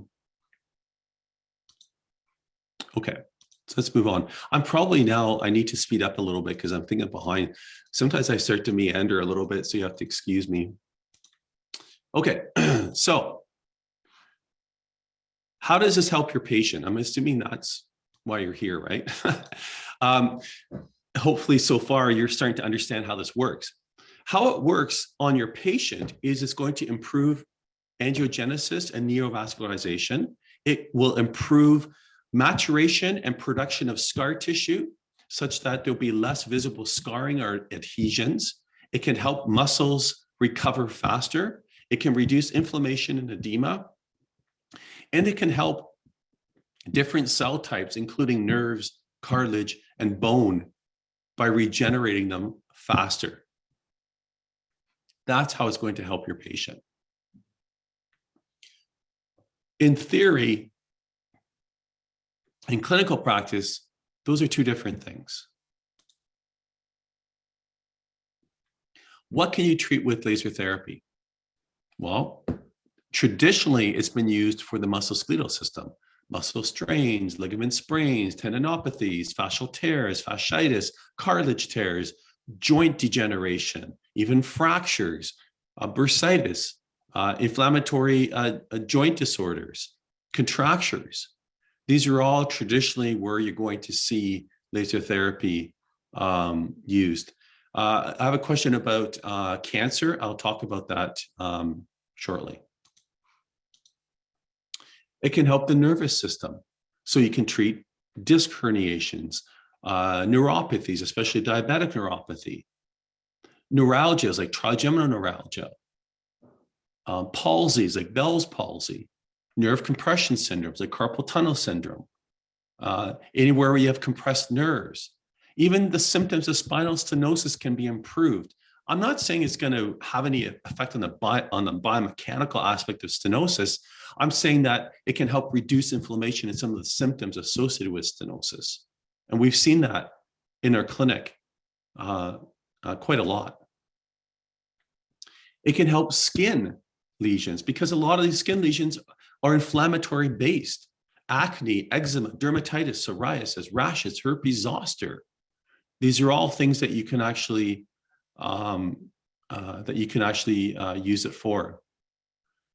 I have a comment here. As opposed to ultrasound, can it be used over bone directly? Absolutely.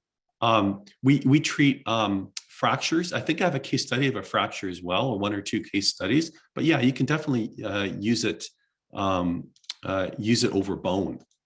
In fact, it's usually highly recommended because you're oftentimes will be treating degenerative joint disease, arthritis, those kinds of things as well. There's guidelines, evidence-based guidelines that recommend low-level laser therapy for lymphedema post-mastectomy, for example. It can help improve microcirculation through different mechanisms, including vasodilation. And as I mentioned earlier, it can have an effect on the numbers of circulating stem cells and white blood cells. It can be used for post-surgical and wound healing applications, recalcitrant wounds and ulcers, post-surgical healing, burns, lacerations, bruising, which I spelled wrong, ecchymosis. I spelled ecchymosis right, but not bruising. And of course, we all have heard about wellness spas that use red light, especially for cosmetic purposes, aging skin, collagen formation, skin toning, immunomodulation, systemic and anti-inflammatory effects as well. And I'm not saying it's a panacea. I'm just saying it's a clinical tool that can do a lot of things. In some people, remarkable things. In others, maybe not so remarkable, but usually you're always going to see some kind of benefit because there are differences depending on your patient as well. And of course, there's emerging clinical applications, as I mentioned earlier, like, for example, traumatic brain injuries, post-concussion, depression. I've seen some work done for autism. Again, I'm not saying, hey, there's evidence to say clearly it can help patients with autism. I am saying that there's anecdotal and certainly strong anecdotal, if you can say that, that it can do something. I mean, we've seen patients that stutter because of TBIs, and after treatment, they stop stuttering. Like it's crazy some of the stuff that you see can happen. So potentially it can help those kinds of conditions. Gastrointestinal, Crohn's disease, irritable bowel syndrome, inflammatory-based diseases, it may be helpful for those as well. Again, not a lot of good peer-reviewed research. And again, I need to make sure everyone understands that laser therapy companies are small. They're not multi-billion-dollar industries like Pfizer that can drop a couple $1 million on a clinical trial. It's hard to do that. So some of the research is challenging to do because of the cost, right? To do a proper peer-reviewed randomized controlled trial with ethics and all the rest of it, it's a lot of money. So that's why sometimes there's not, strong research peer-reviewed on randomized control trials because of that. And earlier I mentioned about, pelvic inflammatory diseases, conditions, endometriosis, even fertility. There might be some applications for that as well because of the inflammation associated with them.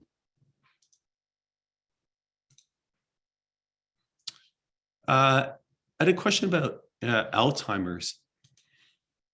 Yeah, so there's interesting effects. We've treated patients with neurodegenerative diseases and Parkinson's and Alzheimer's and dementia, and there's interesting effects. We've seen improvement of cognitive function, and there's actually some good research to show that as well.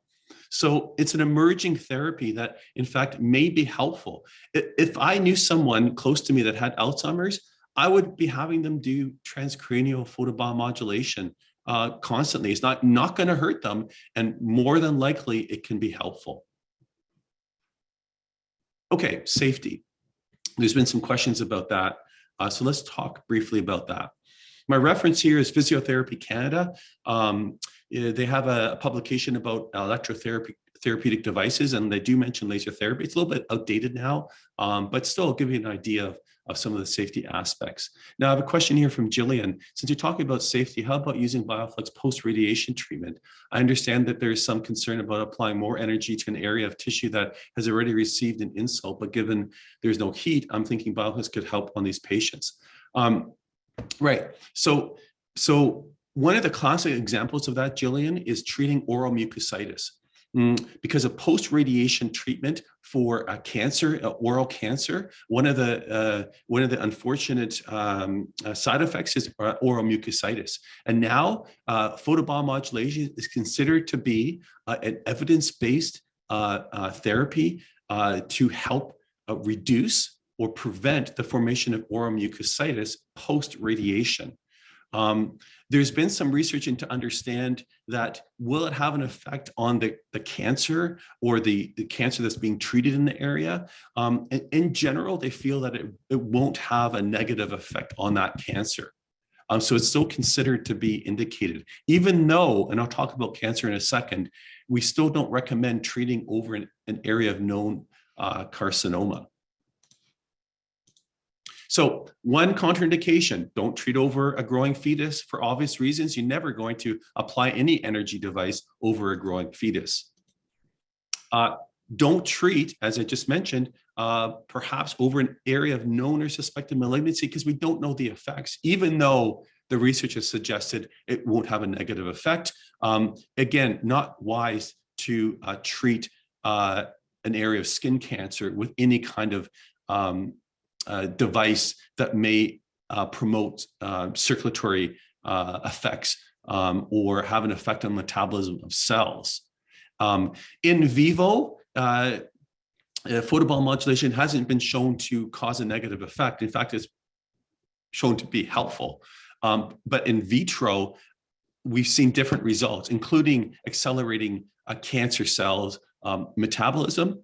But when you enter the immune system in vivo, it's a different story. But again, we're not recommending treating cancer over cancer because that's what the guidelines are. You never want to apply a laser directly over an eye. That being said, there's research using LEDs or lead emitting diodes, non-coherent light, to treat retinosa pigmentosa, to treat macular degeneration, and to help with protecting the eyes as well. But again, our equipment is not indicated for that. It's very specialized equipment for treating that kind of those kinds of things. Treating over the thyroid gland potentially can increase the activity of the thyroid, so that's contraindicated. You don't want to treat over actively bleeding tissue because, of course, that may also cause a negative effect.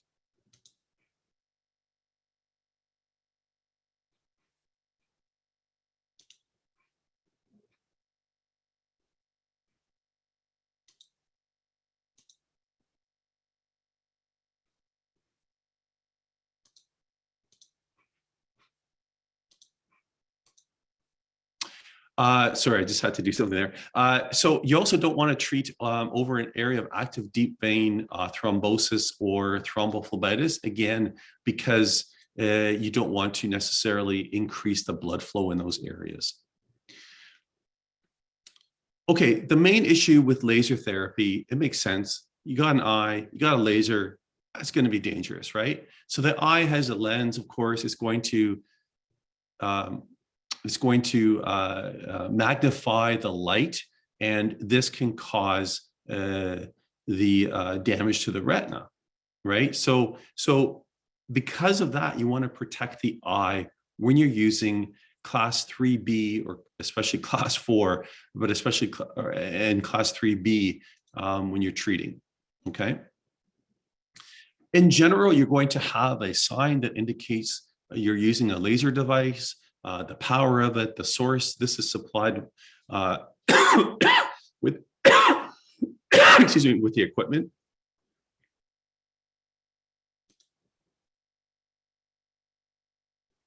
And of course, you're going to have the patient and the therapist use safety glasses. Can't say I'm a fan of cold tea, by the way. When you're treating around the eye, let's say you're treating TMJ, or let's say you're treating sinusitis, or let's say you're treating trigeminal neuralgia,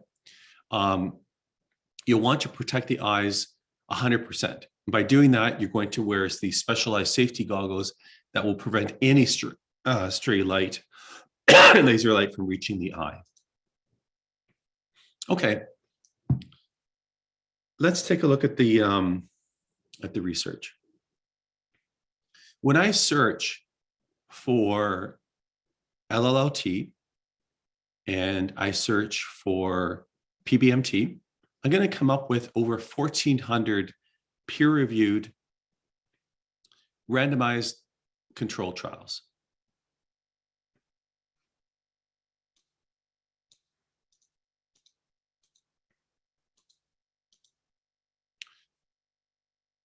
Some of the research is good, some of it is crap.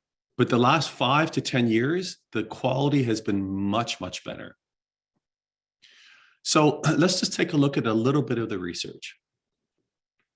In a British medical journal, they published one systematic review meta-analysis on the effectiveness of low-level laser therapy on pain and disability for knee osteoarthritis. They looked at 22 randomized controlled trials, over 1,000 patients. The risk of bias was insignificant. Overall, pain was significantly decreased by laser therapy compared to the control. At the end of the therapy, and this is really important, during follow-ups 1 to 12 weeks after therapy. In other words, treatment lasted for a fairly good period of time. The analysis revealed that not only pain was improved, but also the disability index as well.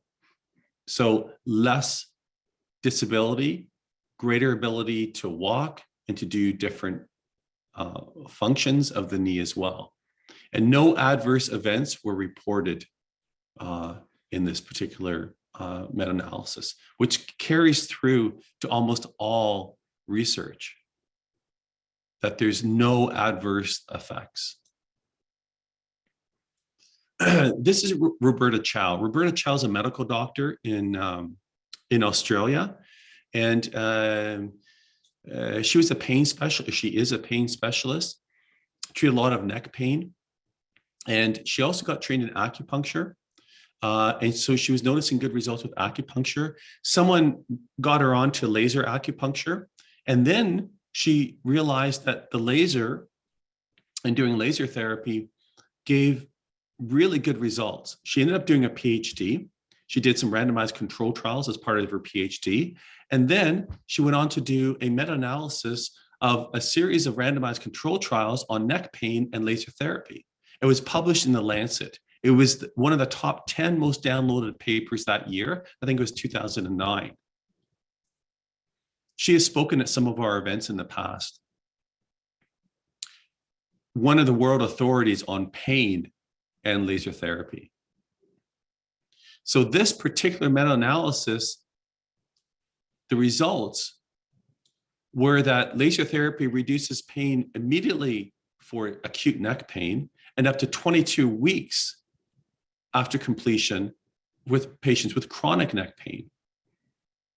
Side effects were either mild or similar to what you'd find in a placebo. This is a really, really powerful meta-analysis paper. Cochrane collaboration. If you're familiar with Cochrane collaborations, they almost always conclude nothing. They almost always conclude that more research needs to be done. They can't come up with any friggin' answer, and that's how they work. And then the insurance company goes, oh, well, we don't have to cover that because Cochrane collaboration says it doesn't work. I mean, I get it. They have high stringent bars to jump over, but it gets to the point of being ridiculous because they can be very biased. But believe it or not, when they looked at frozen shoulder adhesive capsulitis, and they looked at different electrotherapeutic modalities that are normally paid by insurance, TENS, interferential current, shockwave, all these different things, none of them had enough evidence to show any efficacy according to their review. But what they did conclude was that laser therapy in combination with exercise therapy had significant, or they said moderate, which is significant, level of evidence to help with pain and function.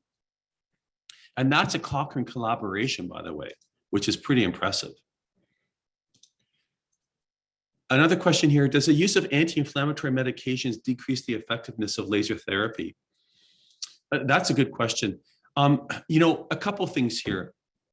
I've seen it where if people have cortisone injections and then you do laser therapy shortly after, there's a skin reaction. It's not harmful. You'll see a blotchiness. I'm not sure what's going on there. And they can affect the efficacy of the laser therapy. So I recommend a washout period of a few days or a week before doing it. For NSAIDs, it's hard to say. There's not a lot of good research that I've read about that. In our experience, it doesn't seem to have much of a negative effect with efficacy, but it may. What we try and do is get patients to, if possible, to stop their meds. If it's prescription, then you have to work with the family doctor or whatever. Because as a chiropractor, number one, I can't tell a patient not to take their prescribed medication, but if it's over the counter, I can make suggestions. But in general, I would say it doesn't seem to have a negative effect. At least that's what I found. Okay, this was the paper I mentioned earlier in the Annals of Internal Medicine. And it was non-pharmacological therapies for low back pain. This was initiated because of the opioid crisis, and the American Medical Association is really trying hard to get their doctors educated on ways of treating pain in their patients without just prescribing an opioid.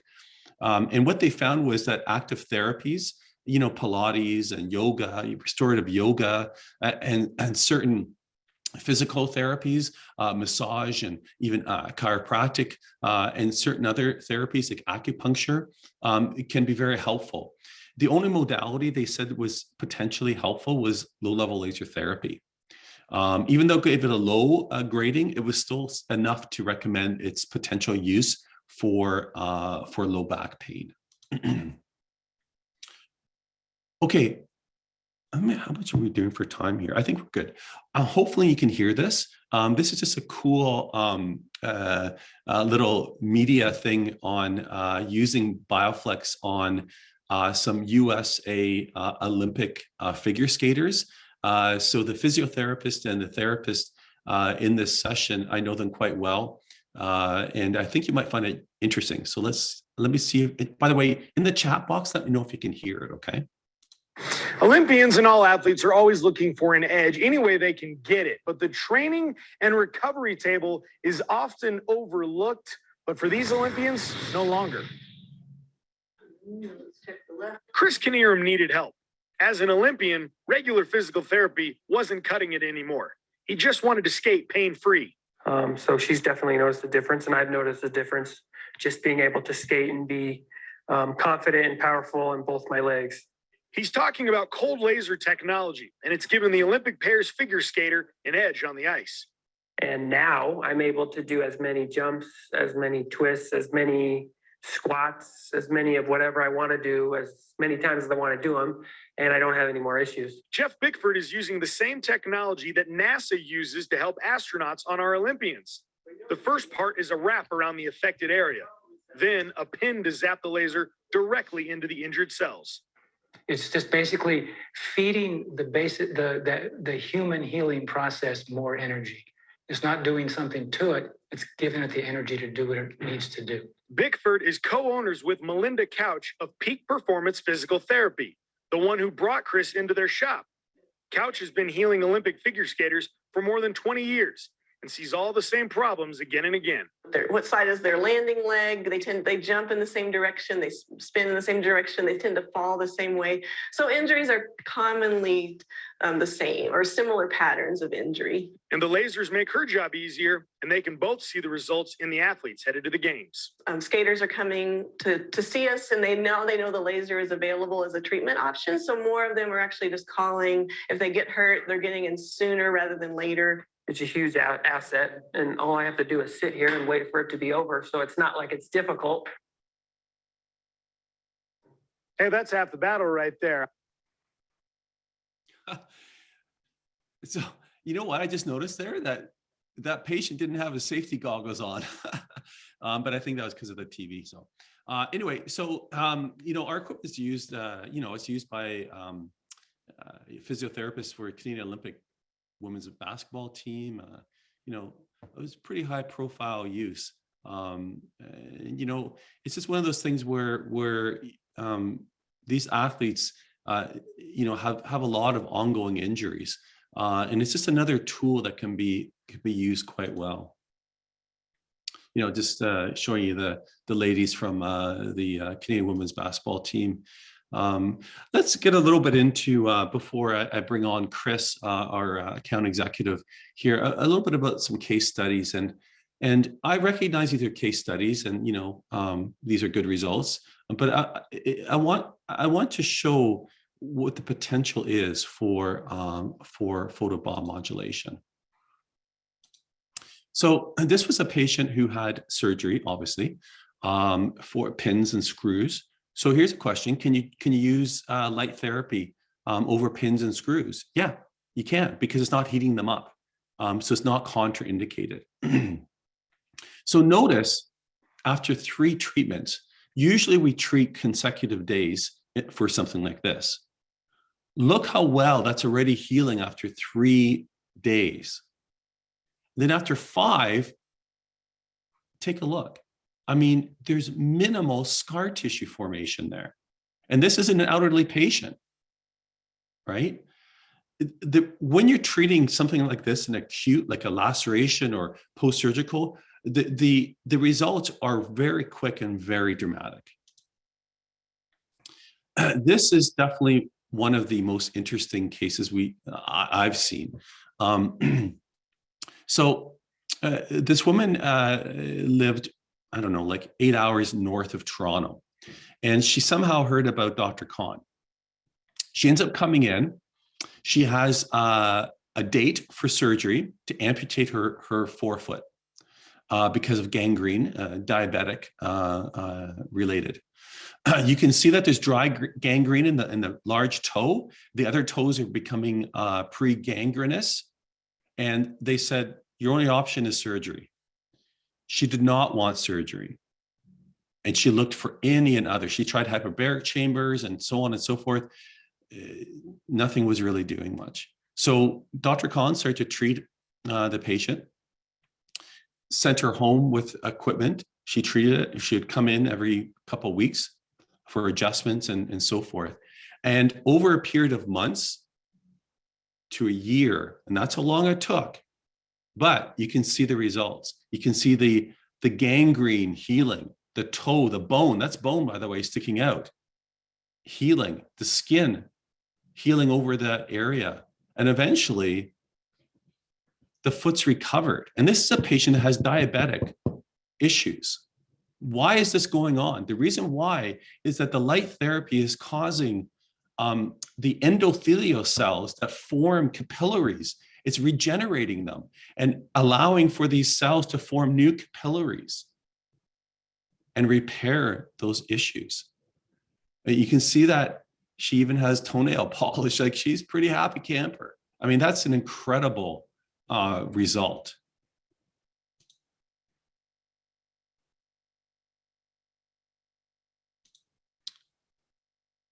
Okay. Case studies are case studies. I get that. I also like to present some objective case studies, right?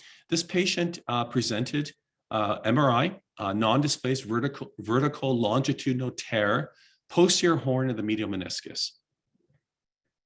A patient was pretty young, I think in the teenager or in early 20s.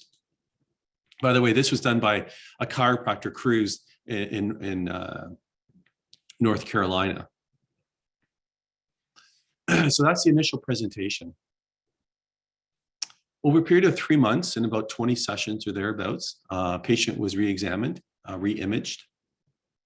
That image came up as there appears, this is a radiologist, appears to have been healing of the vertical longitudinal tear previously noted in the periphery of the posterior horn of the medial meniscus. Okay, a couple things here. The radiologist is like, what the is going on here?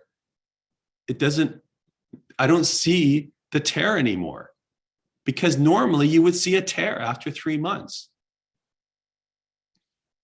So you can definitely get some healing going on because it's regenerating the cartilage cells to repair.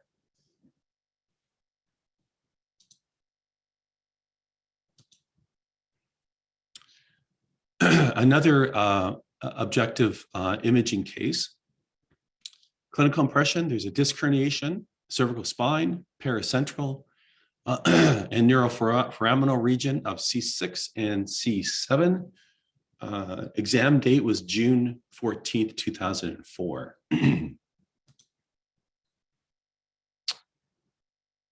8 months later, it would have been around 25 to 30 sessions, maybe more. I don't have the exact numbers in front of me. Follow-up date was February 16th, 2005. Disc herniation, the follow-up was a CT, not MRI. Disc herniation seen previously was no longer evident. Okay, is that a good result? I'm going to say it is. 8 months with a notable disc herniation. Now, disc herniations oftentimes will recede and heal. They usually take longer than 8 months to completely do that, typically. Again, really nice information showing you that it can help accelerate the healing process. That's what you're after, is trying to heal your patient, not just mask the pain. Let's see if there's a question here. Will it do anything for an injury that is several years old? So when you're dealing with chronic injuries, when you're dealing with chronic inflammation, it can help modulate tissue, like even scar tissue, you can help modulate it. But of course, the longer the injury, the poorer the prognosis. But still, we've treated chronic injuries, chronic diseases, and it's still very helpful. Some have a higher degree of efficacy than others, but overall, it's still helpful even in chronic scenarios. As far as muscles and ligament tears, muscle tears, it's unbelievable because it accelerates. Muscles heal because of they have these myosatellite or stem cells that are activated when you have a tear. And laser therapy increases the number of these myosatellite cells. So you see really, really quick and excellent healing of muscle tears. And ligament tears, of course, is going to help with that as well, too. These treatments are usually done initially 2, 3, 4 days in a row, and then we're treating 3 times a week, usually Monday, Wednesday, Friday, or Tuesday, Thursday, Saturday, or whatever, for several weeks or a month after. It all depends. Treatment plan will vary according to the severity and how the patient presents. But in general, and of course the diagnosis, but in general, you're looking at a treatment plan of 6 to 10, 12 sessions on the low side, and double that or even longer, depending on what they're presenting with, okay?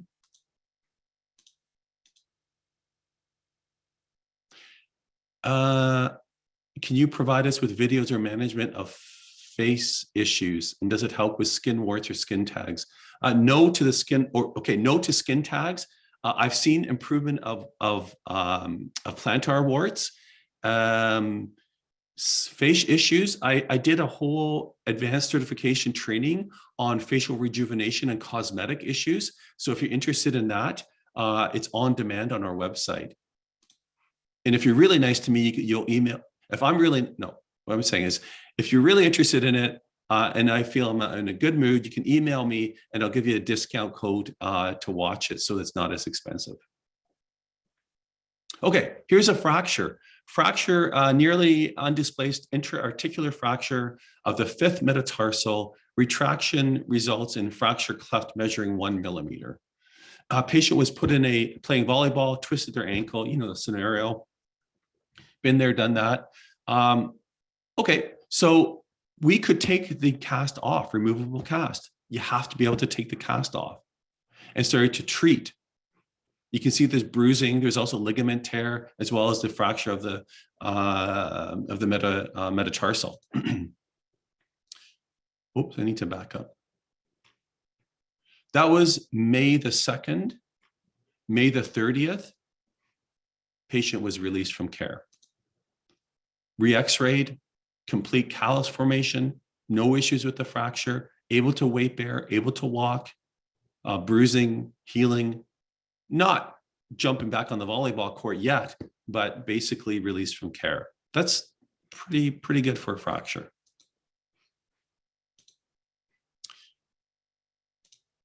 Okay, this was a really good case by Dr. Ben Ewan, a chiropractor out of Halifax. Patient fractured. You can see the neck of the head of the humerus. Was waiting for surgery. Busy hospital in Halifax, underserviced. Had to wait around. Was stable. So the patient went home. They said, "Come back. We'll call you when you can come back for surgery." So he was a patient already of Ben's. Came in.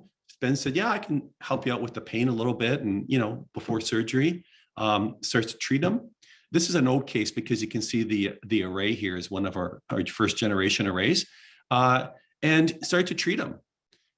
Went back to the orthopedic department for surgery. They re-x-rayed it, waiting for to get ready for surgery. They said, "Dude, you're like the good callus formation, nice and stable. We don't need to do any surgery." Really good outcome. Olecranon bursitis, right? Very helpful because you can get at the bursa really easily. 6 treatments over 2 weeks. Ecchymosis, bruising secondary to hamstring tear up at the proximal area. 4 treatments over 7 days. Okay, so why BioFlex? Obviously, we're going to use wavelengths that are effective. That's based on research, and I've walked you through that. We use large surface LED arrays, promoting a systemic as well as a direct effect. Obviously, we use class 3B laser probes, small surface area, and the ability to push into the tissue to increase the depth of penetration. We have customizable software to allow you to change all the dosage parameters. We have over 3 decades of using this equipment on tens of thousands of patients. We know what we're doing. The equipment's made by clinicians for clinicians. We provide lifetime clinical and technical support. And obviously we have lots of educational events as well to improve your ability to use the equipment. And of course you got me as well. Although, maybe I'll retire. I don't know. Thinking about retiring, but I think I'll wait for another 20 years. Okay, so what about these other lasers out there? Oh, I see some questions here. So can I discuss between the different probes? We have 2 probes, red, infrared. The standard one is infrared because infrared's going to go deeper. The red, because it doesn't go as deep, is less effective for the deeper structures, but really effective for promoting analgesic effects because the light's accumulating on the nociceptors in the skin, just underneath the skin. It can block the pain. It's also really great for stimulating the blood as well, and any superficial tissue. So if you're treating a finger joint, red light's really good. If I'm treating the hip joint, infrared is better, for example.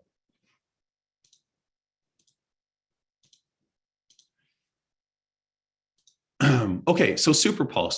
Superpulse is a little tricky to explain other than the wavelength has to be 904 and 905. It's not like the manufacturer, like Theralays or Multiradiance, chose this wavelength.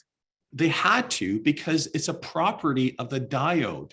The manufacturer in Japan or Korea or wherever, Germany, the way they're made, that's the wavelength that comes out.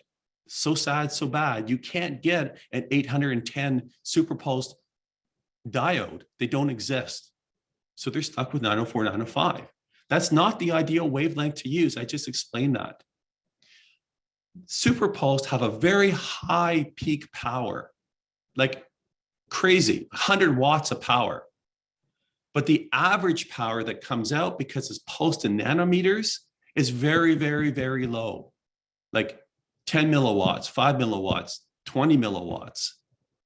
That's what counts, not the peak power. Imagine if I placed a 100-watt laser on your body, it would burn a hole right through you.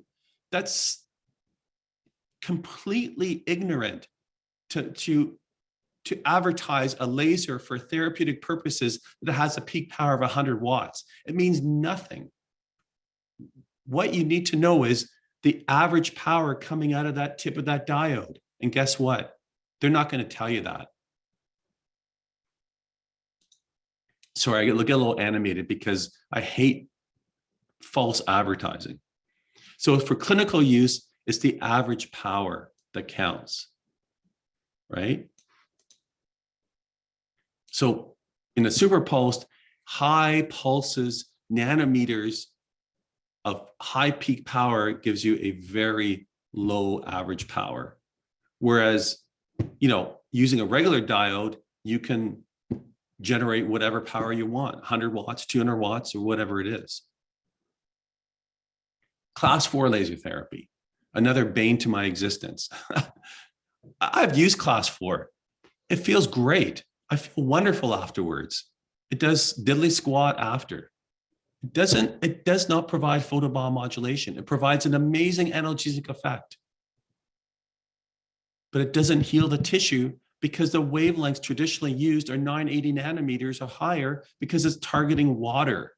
If I want to heat up water in my body, I'm going to throw on a infrared heating lamp to get a thermal effect that costs me a few $100. Right? Class 4, very powerful, and it's going to cause a heating effect. It can't touch the skin because it's going to burn it, and it has to be moved around because it's going to burn it. So you have to attend to it. You can't just leave it there. You have to move it around. And it, God forbid you forget what you're doing and you hold it for too long, and then you burn your patient. More power is not better. Contrary to every advertisement by class 4 laser therapy devices out there, the World Association for Laser Therapy, the North American Association for Laser Therapy, and all the research suggests low-level lasers or under 500 milliwatts are what's going to cause the photobiomodulation effect. It's non-thermal effect. So the best wavelengths to use, as I mentioned, are between red and near infrared, not targeting water. Remember the dose response curve. If you have too much energy, you're going to have a negative effect. Okay, so what about research? Class 4 laser therapy. Okay, I'm going to search HILT, that's high intensity laser therapy, and make sure that that references laser. And what do I come up with? How many papers do I come up with? 41. How many came up with PBMT or LLT? 7,800 papers. Bit of a disparity there. So remember, oh, I spelled it wrong. I can't believe this. So it's PBMT or LLT, not PBLT. God knows where I put that. PBMT or LLT, class 3B laser or LEDs. right? It's not class 4 lasers. Quick treatment times don't give you a better result because you want light to be absorbed by the target as long as possible. It makes intuitive sense, let alone scientific sense. Remember, heat has a negative effect on photobiomodulation. When was the last time a patient came in with an acute injury and you said, I know, I'm going to throw some heat on it? You don't do that. What about some other wavelengths like blue or violet, or treating over clothes, like zirconia suggests, right? So light from LEDs cannot achieve the same narrow band of wavelength. Instead, LEDs produce light that is disorganized or incoherent according to zirconia. Laser light is dramatically more effective in producing the effects in LED, according to zirconia. And I mentioned zirconia because everything they do and they say is contrary to what the research and the science says. And it blows me away that they can even get any results, let alone market it that way. They don't touch the skin. Their lasers are like 5 milliwatts. They have two or three 5 milliwatt laser diodes that you scan around on the skin. It makes absolutely no sense, and it doesn't even correlate to anything that would define as photobiomodulation. Their specifications use 7.5 milliwatt line generator red laser. I mean, it's like taking a laser pointer and using that. What about shower heads? Like, shower heads are great because it gives you a lot more energy. The problem is that they're usually recessed. So Thor, for example, has a glass plate in between the diodes and the skin. So now that means the light is traveling a distance before it hits the skin. It's going to reflect more. And you can't depress the tissue very well with a whole bunch of shower heads. We're actually developing a shower head, but it's going to have little pointed laser probes out on it to push into the skin so you can go deeper. Okay, so that brings me to Chris. Chris is one of our account executives, and I'm going to ask Chris to unmute and to turn on his video if he's hopefully listening it. I'm sure he is. Yeah, I'm here. How's it going? Good. How are you? Can you hear me all right? Yeah, I can. So I'm going to stop sharing my my screen. Second here.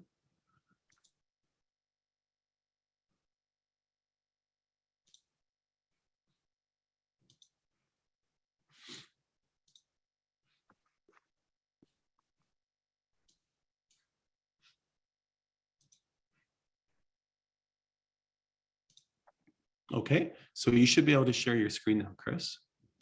Perfect. There we go. And just take it to full screen. Okay, so Chris has been with us for a while now, and he's an account executive. So he's going to just talk a little bit about the business side. I've explained a lot about the clinical side and how it works, that kind of stuff. But it's important as a entrepreneur and as a clinician, you have expenses to pay and so forth. So Chris is going to walk you through a bit about the equipment and some of the advantages. So Chris, I'll let you do your thing. Yeah, well, thank you for the introduction, David, and thank all of you for joining us today. I know you all have busy schedules, so we do really appreciate you taking the time to join us here today. And so, yeah, as David mentioned, my name's Chris. I'm the account executive for Eastern Ontario as well as the East Coast. And just as a bit of a background about myself, I actually studied medical sciences at the University of Western Ontario. And I actually came across BioFlex actually through a recommendation from one of my family members. I had sustained an injury through hockey, and I wasn't really able to get any sort of healing response to the traditional medical route. And so, I tried out BioFlex and I was able to completely resolve my injury. So I've been a huge advocate of BioFlex ever since. And so, yeah, if you have any questions regarding any of the information that I'm talking about, you can just put in the question box and then I'll get get towards that towards the end of the presentation. But yeah, really my goal is to sort of help to bridge the gap between the science and the business of BioFlex. And so our motto here at BioFlex is we are designed by clinicians for clinicians. And so we really do practice what we preach. And so as a bit of an overview, you can see here some of the topics that I'll be discussing today. So I'll be going over our BioFlex laser solution. So I'll be discussing our various systems, sort of showing you how those work, what they look like. And the idea is just sort of to help find a solution that's best suited for you in your practice. I'll also be going through our education and professional development platform. So our trainings, our webinars, that sort of thing. What's available to you as a clinician as far as continuing education goes. And then I'll also be touching upon our marketing, clinical, and technical support as well. And so, yeah, getting into it, I mean, there's really a number of factors that make BioFlex an effective tool in a clinical setting. Referencing the images here, we do use a very effective two-step approach. So if you sort of look at the image here, you'll see that we have our array here contoured to this individual's wrist. And so as a background as to how our systems work is you'd apply the array will apply red light. The red light again will help to promote an analgesic effect, an anti-inflammatory response, as well as an analgesic effect. Following this, it'll switch over to infrared light. The infrared light will penetrate a little bit deeper into the tissue and sort of help to actually resolve the injury that you're working with. And then following this, you'd use the handheld probe here, sort of go along the tissue and just sort of maximize the depth of penetration of the treatment and sort of ensure that you're getting, you know, the optimal results for your patient. And so, yeah, when you break it down, I mean, really the majority of the treatment is hands-free. I would say 80% of the treatment is done without the requirement of supervision or having to sort of be there with your patient. So in turn, that'll allow you to work on multiple patients simultaneously. You can have one patient in one room receiving treatment and then with BioFlex and then working on another patient manually. Or depending on the device that you had, you can have multiple patients receiving treatment with BioFlex simultaneously. So, I mean, really, it's a great tool to help grow your business, increase your patient flow. And yeah, just to sort of stress it, I mean, it doesn't require much supervision. So yeah, it's sort of versatile in its application. And another great thing too about BioFlex is that it is a treatment modality. It is recognized as a treatment modality, and thus it can be billed to third-party insurance companies, so long as it's within your scope of practice. And so, yeah, going through our actual systems here, I'll just touch upon the array options that we have available. So these are them here, the Duo Plus 180 and the Duo Plus 240 systems. So these would come standard regardless of the system that you were to go with. Both of these feature superluminous diodes that deliver both red and infrared light. And they're both very flexible. They're able to contour to basically any anatomical region that you're looking to treat, ensuring that you'll get optimal energy transfer between the array here and the tissue. Yeah, and so the main difference between the Duo Plus 180 and the Duo Plus 240 is, of course, the number of diodes. The Duo Plus 180 has 180 diodes. The Duo Plus 240 has 240 diodes. But ultimately, the Duo Plus 240 also covers about a 25% larger surface area. And so it is going to generate a larger systemic anti-inflammatory response. It also is about 10% more powerful. And so it is going to penetrate deeper into the tissue. So yeah, I would say that the Duo Plus 240 is a little bit more versatile in its application, especially if you're looking to treat like, you know, like hip, shoulder, back, that sort of thing. The Duo Plus 240 is able to, like I said, cover a greater surface area there. And so, yeah, it can help to speed up recovery times and treatment times.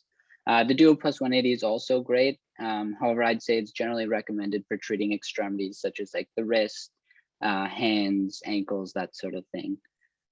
But yeah, these are the array options that would be available regardless of the system that you were to go with. We also have our BioFlex professional software included with our devices here. And so, yeah, it's called our BioFlex Practitioner Plus software. It's a great way to sort of keep track of your patient information. You'd be able to sort of access our preset protocols. You have the ability to customize. You'd also be able to sort of go through and see, like, keep a database of your patients, view their treatment history. And so, yeah, it's a great way just to sort of manage and track your patient information.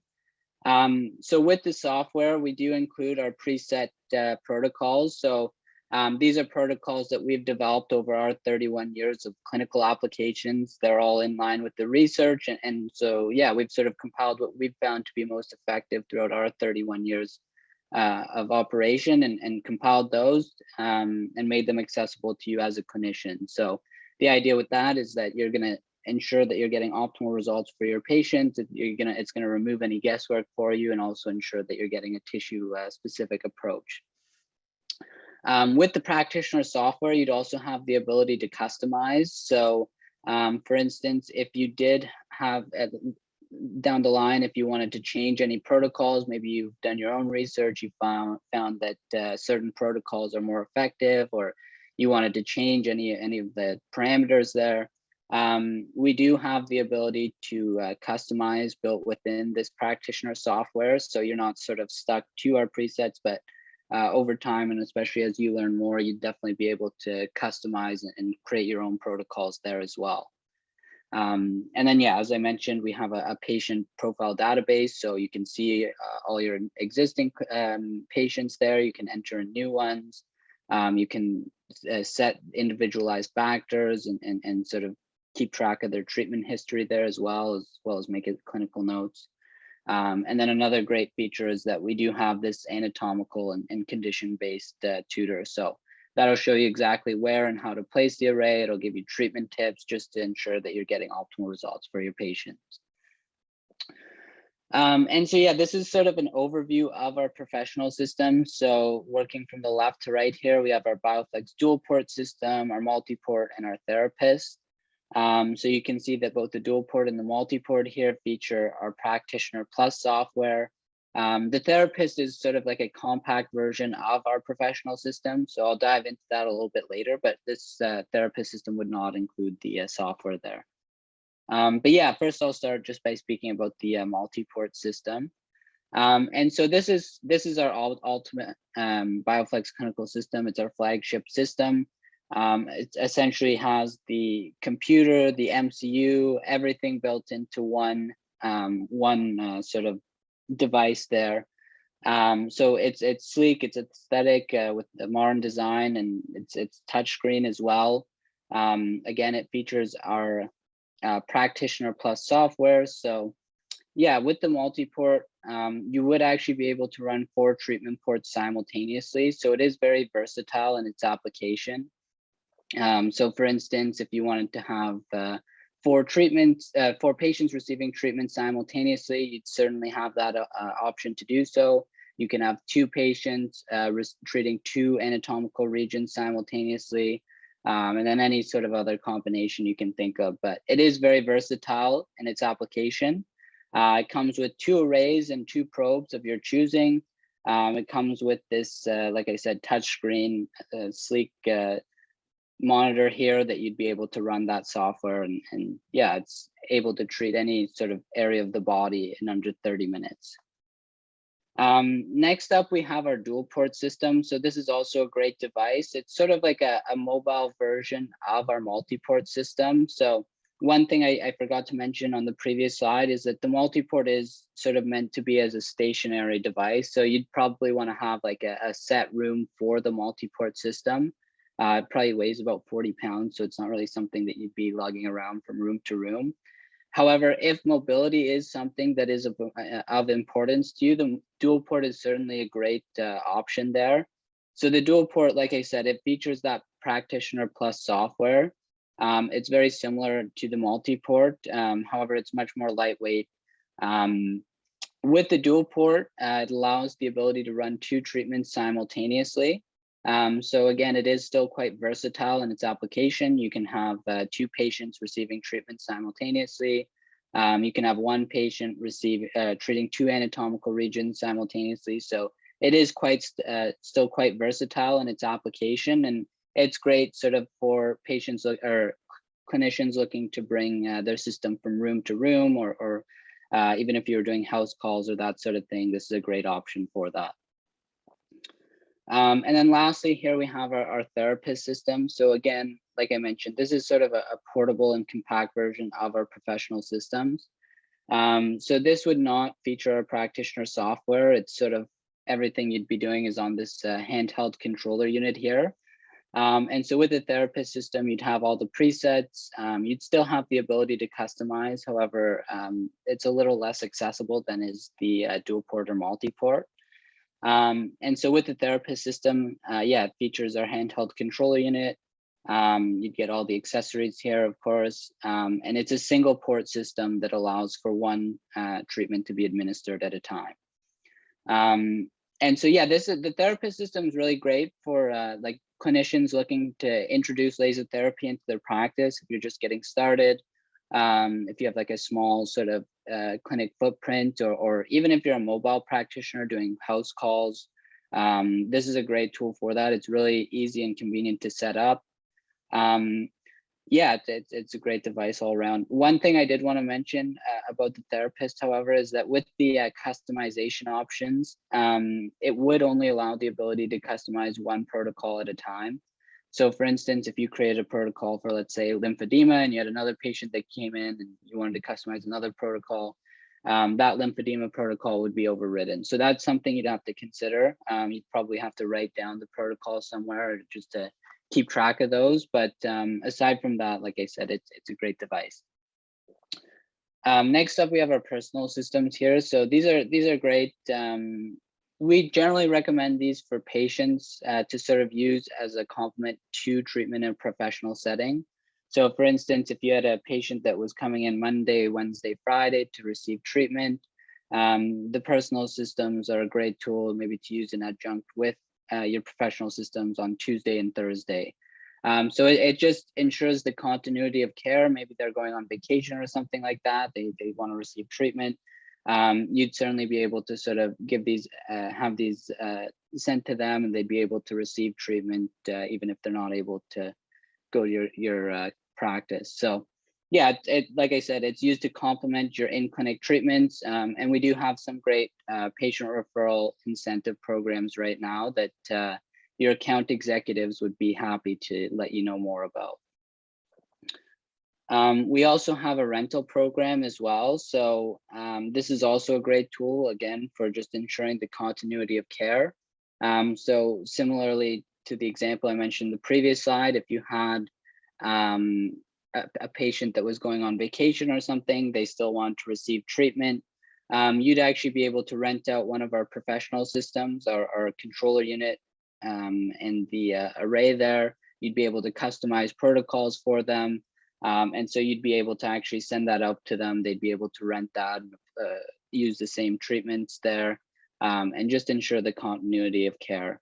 And so, yeah, if you did want to set up a rental agreement here, you would just submit that to either rentals@bioflexlaser.com. You can speak with your account executive, and they'll be able to set that up for you. Yeah, we also set up a partnership with LUYP Orthotics earlier last year. And so with the purchase of any of our professional systems, you would receive 5 free pairs of orthotics. So they have a retail value of $2,500. It helps to immediately kickstart your return on investment. And so, yeah, if that was something you're interested in, again, you can reach out to your account executive. They can provide some more information on this, and you'd be able to get yourself some orthotics there. And so, yeah, going into the billing is quite an interesting topic. Really, at the end of the day, it's however you would like to set it up. We've sort of broken it down just to show what the average cost is. And so, yeah, the average cost for laser therapy ranges from about $40 to $60 per half hour per treatment, or about $110 here at Meditech, we charge $55 per half hour or $110 per hour. And so, yeah, it really is up to you how you want to break down the how you want to break down the billing. I mean, some clinicians, they'll charge for like massage therapy and laser therapy separate. Some will include it all together. If you do have any questions or want any ideas with regards to how to bill, your account executive would certainly be able to sort of let you know of options that they've heard in the past, and sort of provide some more information regarding billing and options there. But again, laser therapy is covered by private health insurance. And so if you have a patient that is covered by insurance, you'd be able to bill out, they'd be able to get that covered by insurance. And so if you actually break down the costs here, we'll sort of breaking off from the last slide there. If you sort of round that treatment to about $50 per half hour of treatment, $100 per hour of treatment, and then you sort of broke it down on a daily basis. So 2 hours of laser therapy per day would equate to $200 per day. That's $1,000 per week, $4,000 per month, or $48,000 on a yearly basis. Similarly, with 3 hours of laser therapy, you'd be generating $72,000 of revenue per year, and then with 4 hours, $96,000 per year. And so the idea with this side is really just to show you that BioFlex is an investment. It is going to help to generate revenue for you, and this is only including one BioFlex system into your practice. So again, depending on how you set up your billing, if you did it based on anatomical region or if you did it a separate way, you'd certainly be able to do even more than this. But this is just sort of a great sort of figure just to show that it is possible to make your money back quite easily. I mean, 2 hours is certainly feasible as far as laser therapy on a daily basis. So yeah, I mean, at the end of the day, the system is going to help pay for itself and help to grow your business. Yeah, we also have a number of resources available to you as a BioFlex practitioner. So we have our BioCare support. So we have 4 different channels. I sort of went over this in the beginning of the presentation that's available to you. So we have our education and training. We have our clinical support. We have our technical and service support and our marketing support available to you as a practitioner. So I'll first get into the training and education here. So as a BioFlex practitioner, we do have quite a lot of training courses available to you as a practitioner. So of course we have our BioFlex certification. So that's our basic certification training. So these are 8-hour courses sort of geared towards clinicians looking to introduce laser therapy into their practice. Basically goes over everything you'd need to know to learn how to integrate that into your practice. It'll go over everything that we've gone through and more. And so upon completion of that BioFlex certification training, you would become certified as a laser technician.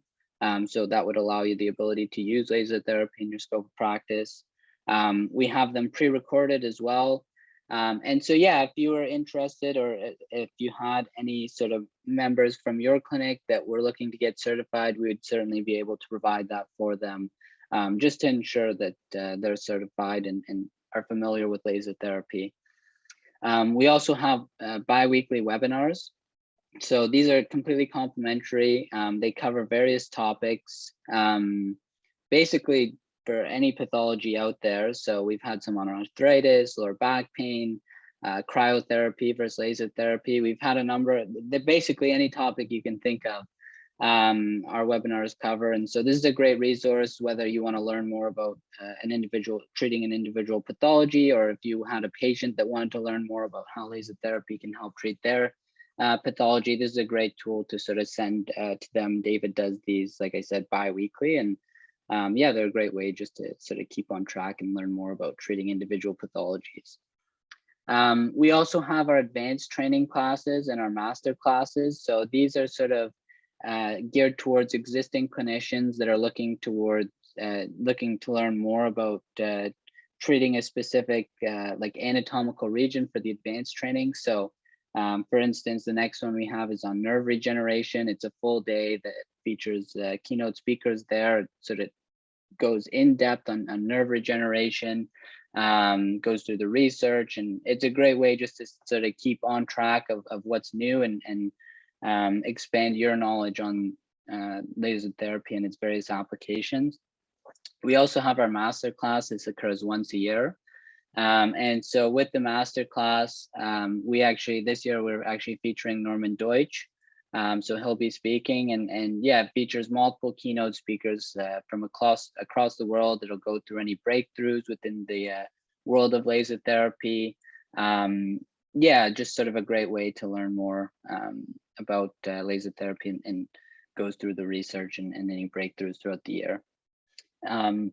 And so, yeah, BioFlex is really dedicated to the education of clinicians with regards to all aspects of laser therapy, where I would say we're the gold standard in the industry. And we have these training programs available to ensure that your systems are used efficiently and to ensure that you get optimal results for your patients. So obviously, at the end of the day, we want to make sure that you're providing good results and you're familiar and comfortable with laser therapy, and generating great results for your patients is going to lead to word of mouth marketing. Like, people are going to refer you to their friends, family, and that in turn is also going to help to grow your business. We also offer in-house clinical support. So we have a team of clinicians available to you.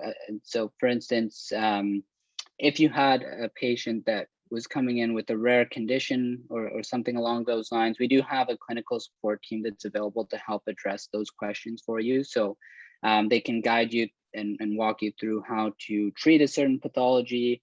If you have any sort of clinical based inquiries, we have, like I said, that team available there to help address those and sort of walk you through how to go about treating said condition. So it's nice just to know that you're not sort of on your own. Once you go with the system, you'll have this team here available to you. If there's ever anything that you do need help with, yeah, we have a team that's comprised of medical doctors, chiropractors, etc., that's sort of been working with BioFlex for decades now and helped with thousands of different cases. So they are very familiar and available to you from Monday to Saturday. So it's nice to know. And then, yeah, with the clinical support as well, we also offer all of our operation forms. So if you ever needed templates for like waivers, consent forms, etc., we would be able to provide that for you, and you'd just be able to sort of change it to your own clinic information and use those. So that saves you the hassle as well, especially if you're a new clinic looking to introduce that. We also have in-house technical support. So yeah, we basically have a team of engineers that's dedicated to helping with any service-related inquiries. All of our systems here are made and manufactured in Canada. They're of very high quality. And with all of our new systems, we guarantee a 10-year service. Yeah, so with the technical support, like I said, the idea is that we have a team of engineers there. If you had any service-related questions, any technical issues, we have a team available Monday to Saturday that's able to help you. And yeah, we include 2-year warranty with all of our systems as well. And in the case that you had like a technical issue and needed to replace it, we do offer like loaners as well, just to ensure that we're not disrupting your business. So yeah, we have that available to you as well. And then lastly, here we have our marketing support. So our marketing with BioFlex, we offer a customer support page that's available through our website. So here you'd be able to access any of our brochures, posters, patient education videos, like I said. If you wanted to do any software downloads, you'd have that available. Oftentimes what we do is we have pathology focused campaigns as well. So if you saw that we were doing one and you were interested in joining or doing it yourself, you'd certainly be able to use all of the resources that we have there and change that to your own information, and sort of use those marketing materials as well. And then another big thing too is that we do have a clinic finder on our website as well. So Actually, for the greater half of last year, I was working sort of as a customer care representative, helping with patients sort of across the world. And so what happens is oftentimes patients will reach out, they'll read about us through Norman Deutsch or they'll watch us through David Suzuki. However they hear about us, they'll reach out interested in receiving treatment. And so, yeah, obviously we have our clinic here, but we can't cater to everyone. So what we'll do is we'll actually be able to put you on our clinic finder. If we have a patient that reaches out and they're within your area, we'd be able to sort of reference them towards you. And in that sense, we're also able to help you grow your business there. So that's a great tool. And we do have quite a lot of patients that reach out on a daily basis looking to receive our treatment. And so, yeah, that's pretty much it from me. The next steps would be to sort of meet with your account executive. Again, you can sort of go through the professional systems, see what's best suited for you and your practice, depending on what your clinic setup looks like and what you're looking to accomplish. You can set up a virtual demonstration, sort of go further in depth as to how those work. You can take a look at the software. And then, yeah, we have some purchase options available that our account executives can let you know about. But aside from that, welcome to BioFlex.